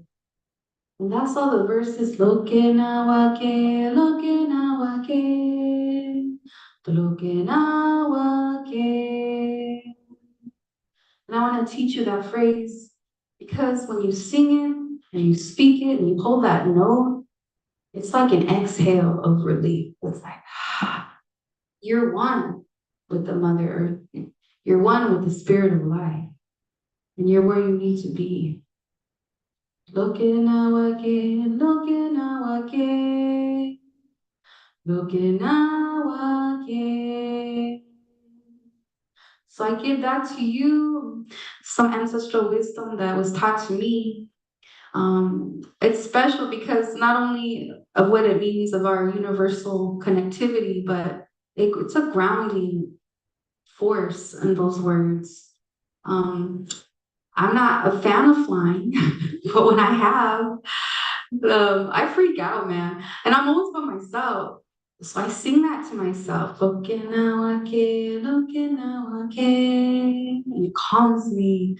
Looking now again. It reminds me I'm not alone.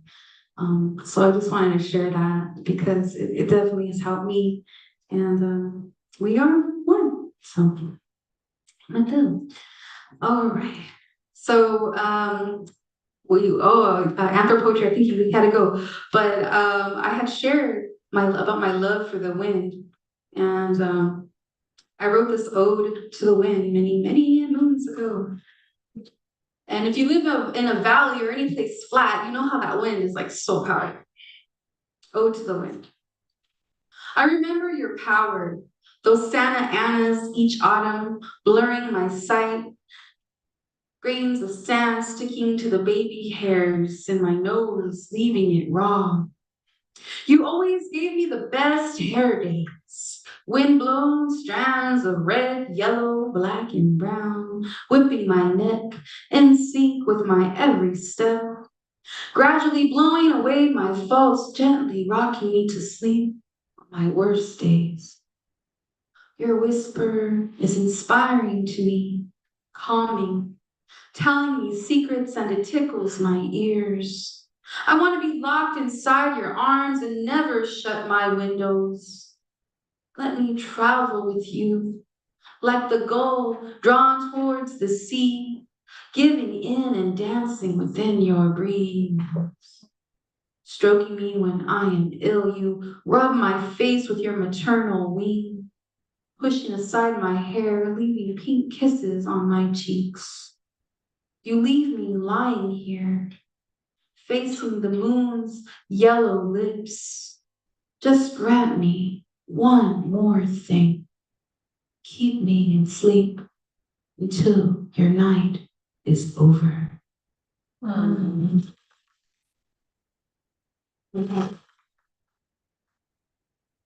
My California. I love California. I'm from here and I'm many, many generations from here, but I love California. Here we go. I am blessed. I walk the calles, the streets of this state, knowing that I am where I belong. Generations of suns that blanket our elbows, the earth laying over our feet in the thick, dewy fields. Moths making their way up to our ears to tell us the ancestors are with us and still waiting, watching for us to grow up and spread out like sunflowers in a good yawn, reaching for God and the heavens that our dreams display. This place called California that has welcomed me under its seal, grisly hugs rolling R's is saying Cali is just not enough. California, California. Dreamscape for the enlightened, a dreamscape for the remorse, a dreamscape for the hopeful who plow out a new path. The shape of California's sea keeps me just right, held tightly in place like a pincher, holding a fresh catch over the sea, teasing the abyss below with the sweat from my brow. This California is heavenly, with its colorful swirls at night, landscape valleys grown up with blushing tones, touches of green in the farthest reaches west, glorious space, with an abundance of tolerance that I am shown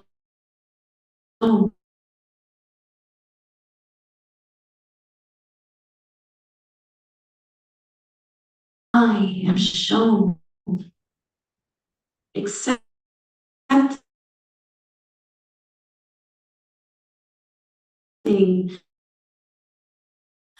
to breathe so free. So, so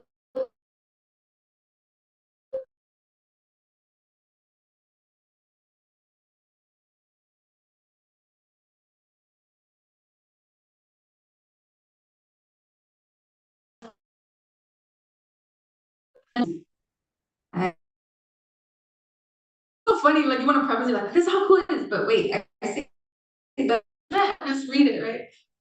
Anyways, yes, here we go. It's called Climbing Eyes. I wish you could see the montaña from here, but I think it's the mountain range over here. Climbing eyes. My eyes climb along the foothills, their majesty peeking into small pyramids and chiseled relics of heightened mass. The darling greens feather from the distance, rows and rows of pines that plant themselves, the architecture of the mountain. They come to dwell and greet the gods, the energies of sky, moon, sun, and wind that fans around the trees, embracing the warm, solid arms of mountain. The energy that whips the desert sand into mossy soil of forest is wind.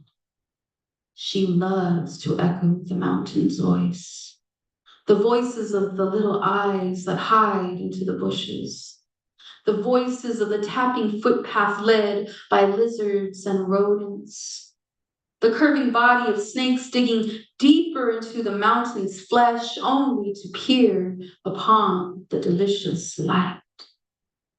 These voices blend themselves into the hue of mountain, the way they bellow inside the leaves song, the firm rocks chipped away from waterfall, the curving streams and creeks that flood the valleys. Their beauty transcends beyond the distance that human eyes can see. The godliness of mountain, foothills that sweep around the gentle curve where the foot of her queendom meets level soil. A curl of distant, and yes, the curl of life distant and led to human campfires, hogans, inikis, and dwellings. She protects us from her distance, a forever lookout that shields the life below. Nothing is calmer than this. Nothing is more deliberate in waking than the landscape of rock, a lifetime assembled to greet the new life that ebbs and flows in her company, like dew filling a gentle leaf as the weight of gravity tenderly recycles old life for a new one. Thank you.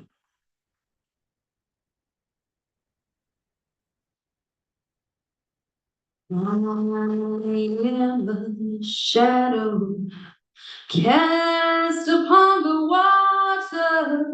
I am the shadow cast upon the water. I am the cloud that stands upon the mountain. I am the cloud that fans upon the mountain. Father, you knew me. I was your angel. Gaze started closing as I admired all the pretty people. Now I'm banished out, feathers licking wind as I'm falling down from heaven. Now I am the shadow cast upon the water. I am the shadow cast upon the water. I am the cloud that Stands upon the mountain, I am the cloud that stands upon the mountain.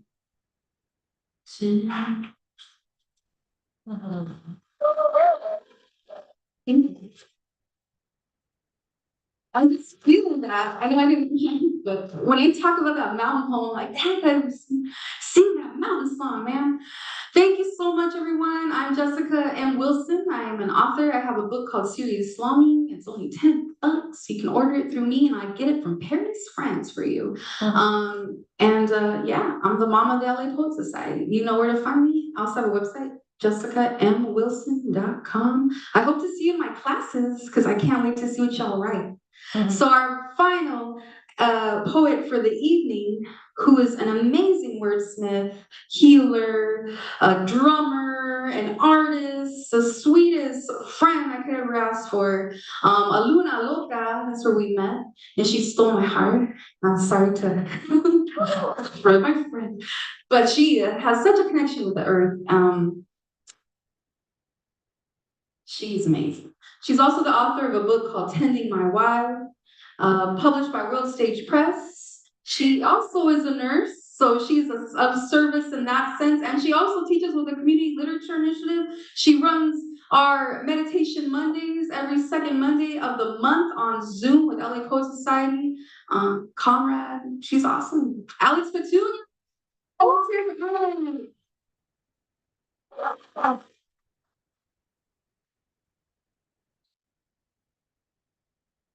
All right.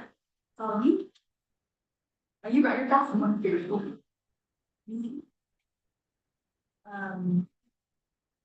Hi, everybody. Thanks for being here and sharing all of your amazing word power together and honoring Planet by your presence, your words, your music, everything. I'm so honored to be here, and I love Lanetta, that Lanetta brought lavender. I did bring lavender from my garden as well. So there's been a lot of themes that I've noticed that I too write about some things. I know our friend had read about an elm, so I'm going to share a poem about it that I wrote with one of the oldest elms in Portland. But I want to pass this around. So there's lavender, and also this lilac verbena. And these are great pollinator plants in my garden, and I wanted to just share them with you. So I'll pass the basket around. If you already got one earlier, maybe make sure folks who didn't get some got them, because I did share some earlier too. I just want to make sure we get some. So this poem's been wanting to be read because this is about surviving an earthquake in the Sequoias. When the Ridgecrest earthquake happened, my partner and I were in the Sequoias without cell reception, and we felt it, and we just had to be there. We didn't know what was going to happen after. So this is called Quake Awake. Rumble and tumble, the forest quivers, the birds scatter, the dirt quakes your bones, earth's aching in her depths, fires building heat, her anguish released. Rumble and tumble, rumble and tumble. She roars in waves, tremor after tremor, for all to pause in unison. Bow down on hands and knees, listen to her hymnal and the clashing rocks that slide, rumble and tumble with her. Shake free of what ails you, release the heat from your own ache. Sink your roots all in now. Rumble and tumble with her. Savor the nectar of her violent fruit. Soothe self in the calm of aftershock revelations. Sway with dancing sequoias. Witness how they stay whole despite this brutality. Rumble and tumble as her. Vibrate with newness to live again. Humble the world with your heart power. Honor how, like her, you can and will stand tall through it all. Thank you.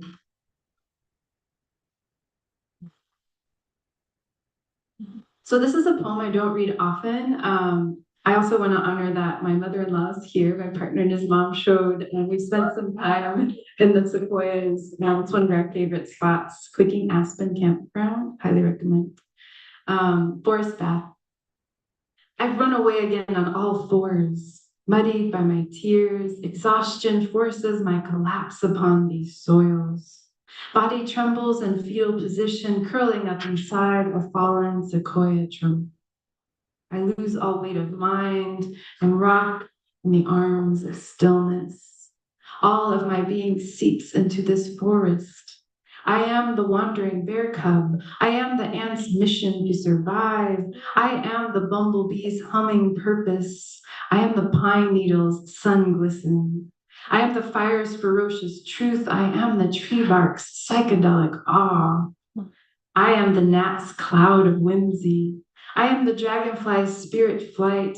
I am the river's painful chill of reopening. I am the flutter of adventure stories, rosy like the sky, fading into indigo. I am the embers of fireside revelations, offering sparks of wisdom to float with skies twinkle. I am these star possibilities. Eyelids heavy, ears soothed by fire's crackle. I am no longer 3 a.m. nightmares. I am the grateful gravity of deep sleep. I am the morning moon lingering with sun, regardless of day or night rhythms. I, like moon, have my own phases. I am this ebb and flow of rivers carving forests. I am this forest surviving through it all. And if I fall, I know that my journey was for something. And when I fall, I know I will keep giving beyond time like the fallen trunk, reviving a lost soul back to life. Thank you.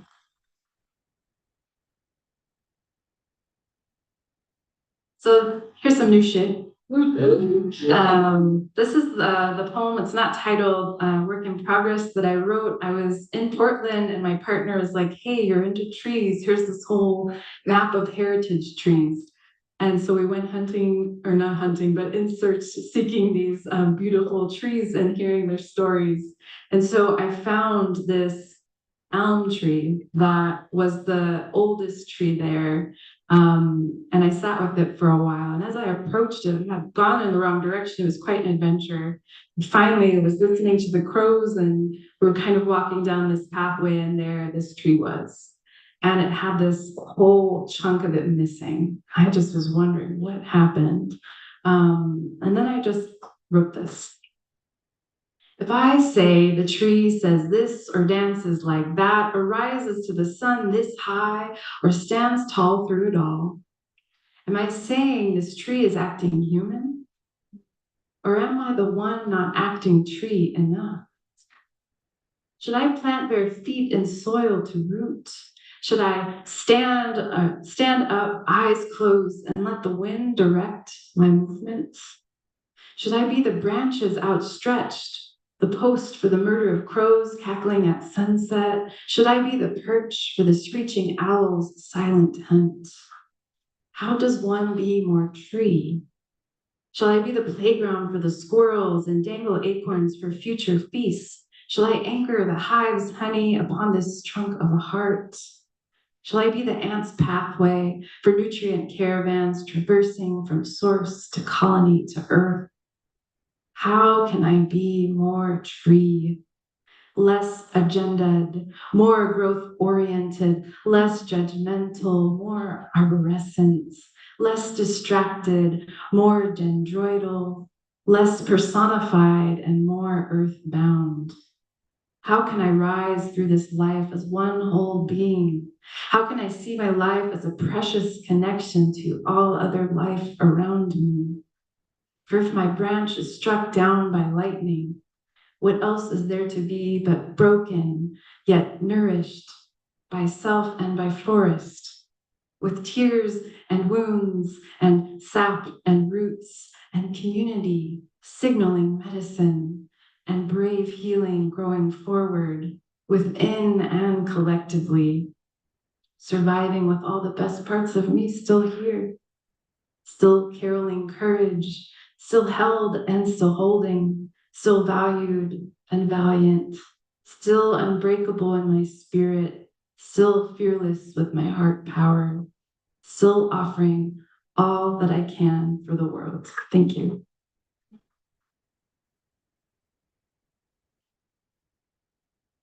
So I had the honor of being at the LA River yesterday with the Friends of the LA River Earth Day Extravaganza. And some poets and I were typing poems on demand for community. And the last poem I wrote was really fun, but the last poem I wrote yesterday was for somebody who really shared their connection with the river, and it just resonated with me. So this is what I wrote for her. I am this river. The river is the flow I am learning, like a pulse. This 51 miles of life circulates the stories of all of us. And here I stand amongst the trees and stones, feeling the pulse of ebbs and flows. I am this river alive, a life so precious, sacred like these waters. I hold life and I wash away the tears of loss. I birth new beginnings in every droplet and nourish the beings that visit. The stones hold centuries of wisdom passed on as the waters flow. They echo a message for us all, a call to action, asking us to be with this river, breathe with these waters, feel this pulse deep within us, where purpose for the land rumbles in our bones, and time outstretches the tree limbs, reaching out to each being, holding us and asking to be held. These waters hold our reflections. Our actions are for us. Our futures are this flow. We are this river, now and always. Thank you.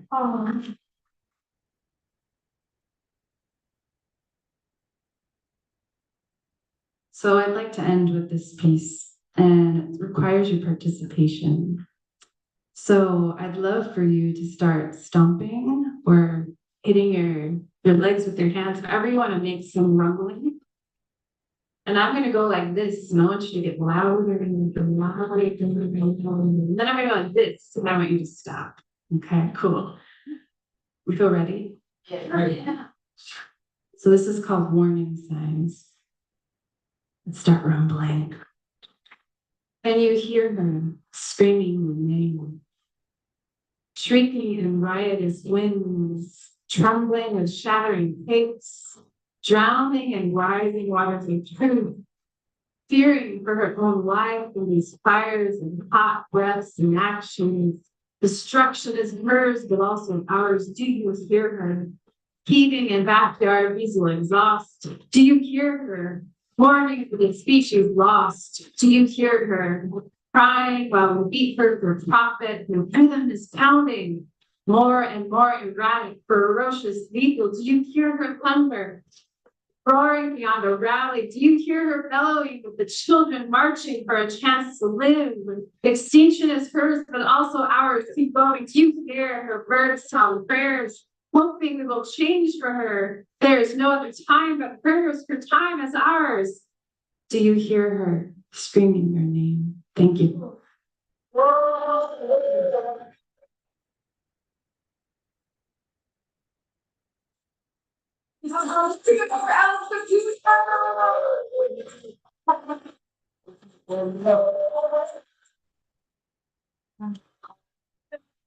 We have one more speaker in. And I want to bring up Gwen Peterson. Thank you for RPP.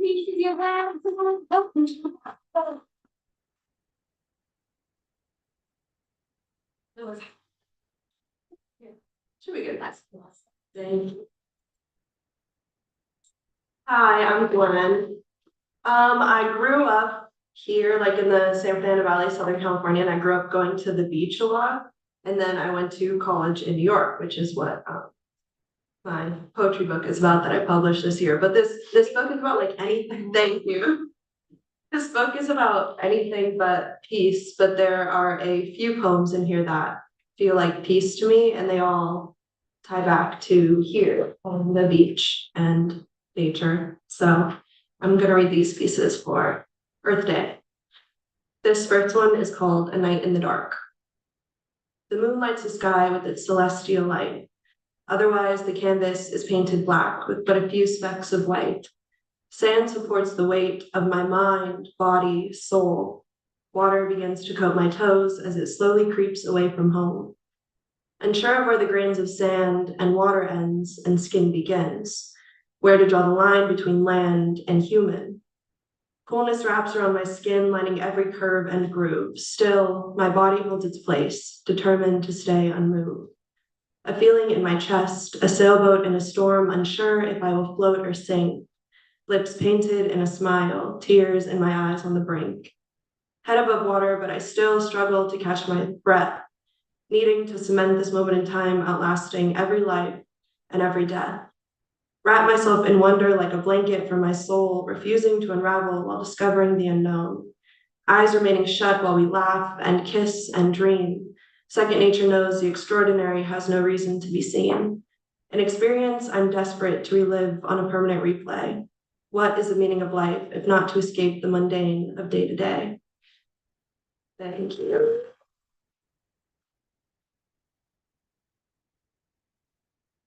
I have one more piece. It's very short. It's called Shore to Shore.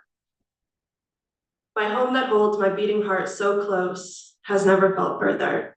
Reach out my hand, stretch my fingers, craving the smallest dose. The sun on my face, my toes in the sand, miss how my body melts into the shore. I know this place is where I'm meant to be, yet still a piece of me is craving more. Ties to my heart from the opposite sea, keep hold of my hand even when I'm gone. Watching your sunset, knowing it's my dawn. Thank you.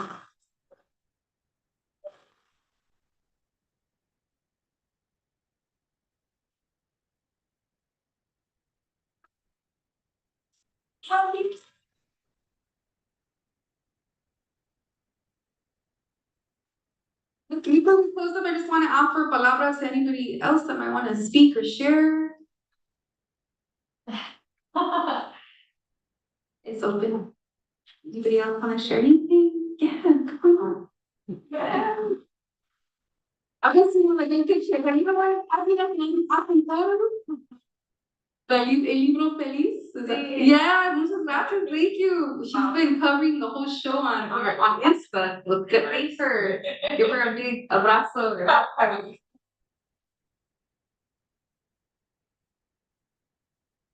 Hi everyone.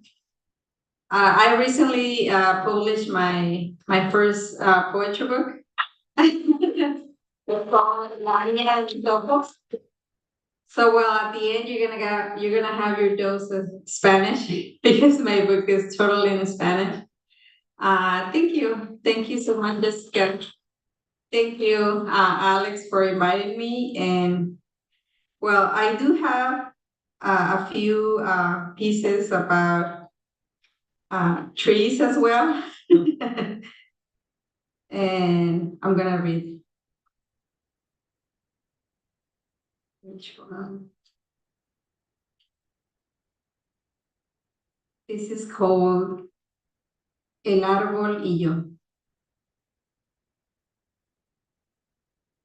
Y como este árbol de pie, cuando llegó la tormenta y tiró todas sus hojas, siguió de pie.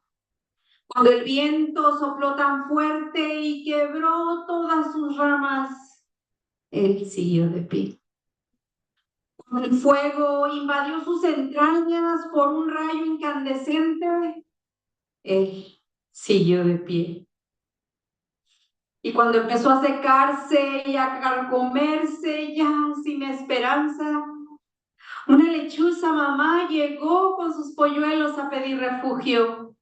Después, una inquieta ardilla proclamó ese hogar, ese árbol que a pesar de todo sigue de pie. Y yo, como él, a pesar de todas las inclemencias humanas, también sigo de pie. Gracias.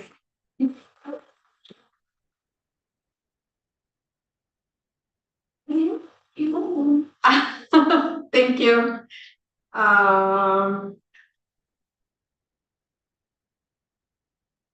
This one is called Yo Soy, I Am. And it's about,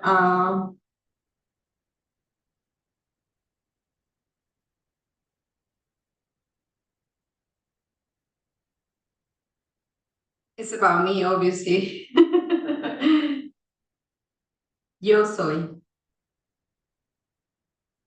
I'm getting used to grab my own book.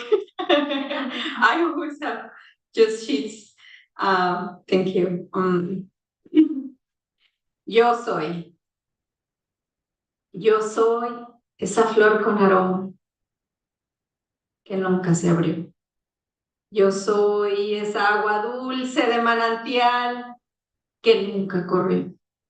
Yo soy esa alma de niña que todo le dolió. Yo soy esa ave alegre que quiso volar, pero sus alas quebró.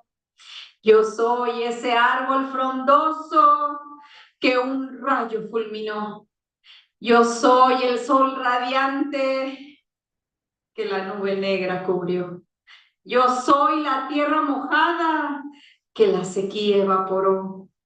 Yo soy la nieve blanca que el calor derritió. Yo soy la milpa verde que el mal tiempo marchitó. Yo soy el corazón latiendo que un mal amor rompió. Yo soy el día brillante que la noche opacó.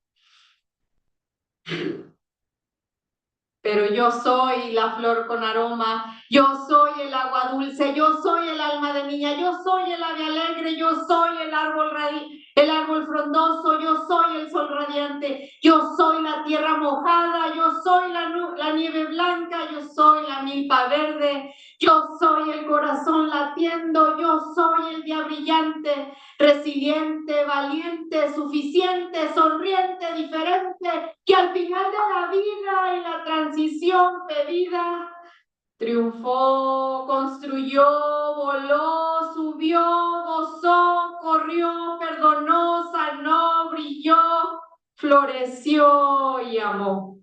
Thank you.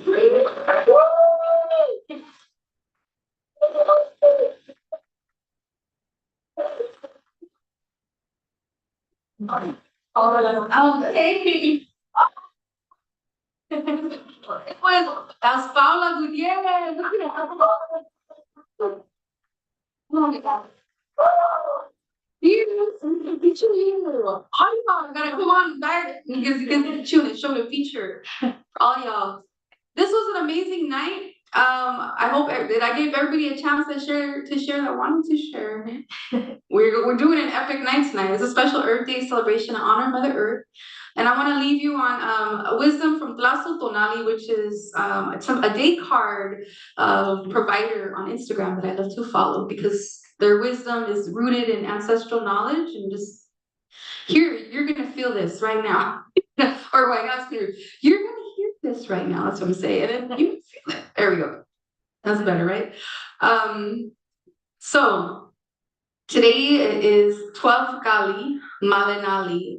So it's day 12. In the Meshiga calendar, it's a 13-day week, not 7. So it's the 12th day of the week. It's a Kali day. Kali means house, and Malinali is the herb or the grass. Today is a day of the house and the Malinali, which started on yesterday and continues to today. So here we go.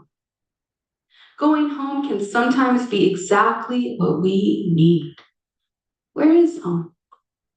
If not under the roof of the vast blue sky, if not where laughter comes easy, you can find it patched up with threads of love and stitched in with kindness. Love is in every instance that calls for perseverance. It is for the love of the home we've created and the eyes that gaze lovingly back that we will ourselves forward. Mm-hmm. Okay. So I'm going to invite you Tomorrow, we have a workshop online called Writing Away Trauma that starts at 6:30. If you're interested, it's totally free. It's on Zoom with Kate Burns, beautiful poet, trauma survivor. On Wednesday, we have Reading in Bed with Jessica on Radio Olin. If you can find it on Radio Olin, OLLIN.org. I host that show every Wednesday from 6 to 8 p.m. I'm always looking for guests. You can phone in, you can Zoom in, or come over to San Fernando and hang out with me in the studio and be on the radio, be recorded forever and ever and ever because we rebroadcast the show. And we're also here, you're here recorded on the Zoom, which is broadcasting on our YouTube, which will be is on our LA Post Society YouTube page. You can share it forever and ever and ever and ever. So with us, you'll be immortal. So definitely always come hang out with LA Post Society. I'm gonna pass this around one more time. And if you don't have the other kind of means, I have these codes that might be of benefit. I don't know. So I'm gonna pass this out. Thank you, everybody. And I would ask also see me at the LA Poet Society banner for a group picture, but not until you're done folding up your chair, and because we could do at least do that to help clean things up. All right. Thank you, everyone. Rock and roll. Welcome back to the Earth Love. Happy birthday. Happy National Poetry Month. Yeah, right on, right now, everywhere. Thank you. And then I'm gonna pass it to anybody who'd like to show us. Everybody in the chat. Oh, this thing, wow. I think that thing.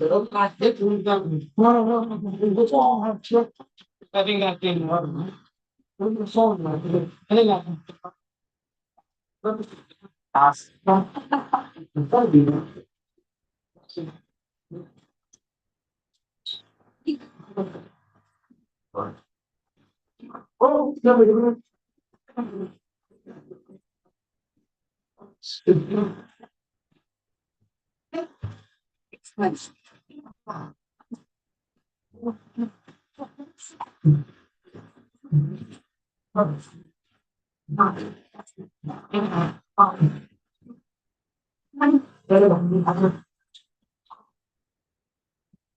think Oh, So I, Yeah, well, right now I already submitted my mention. So you guys. Over the. Take a picture of the table. Yeah. everyone, thank you so much.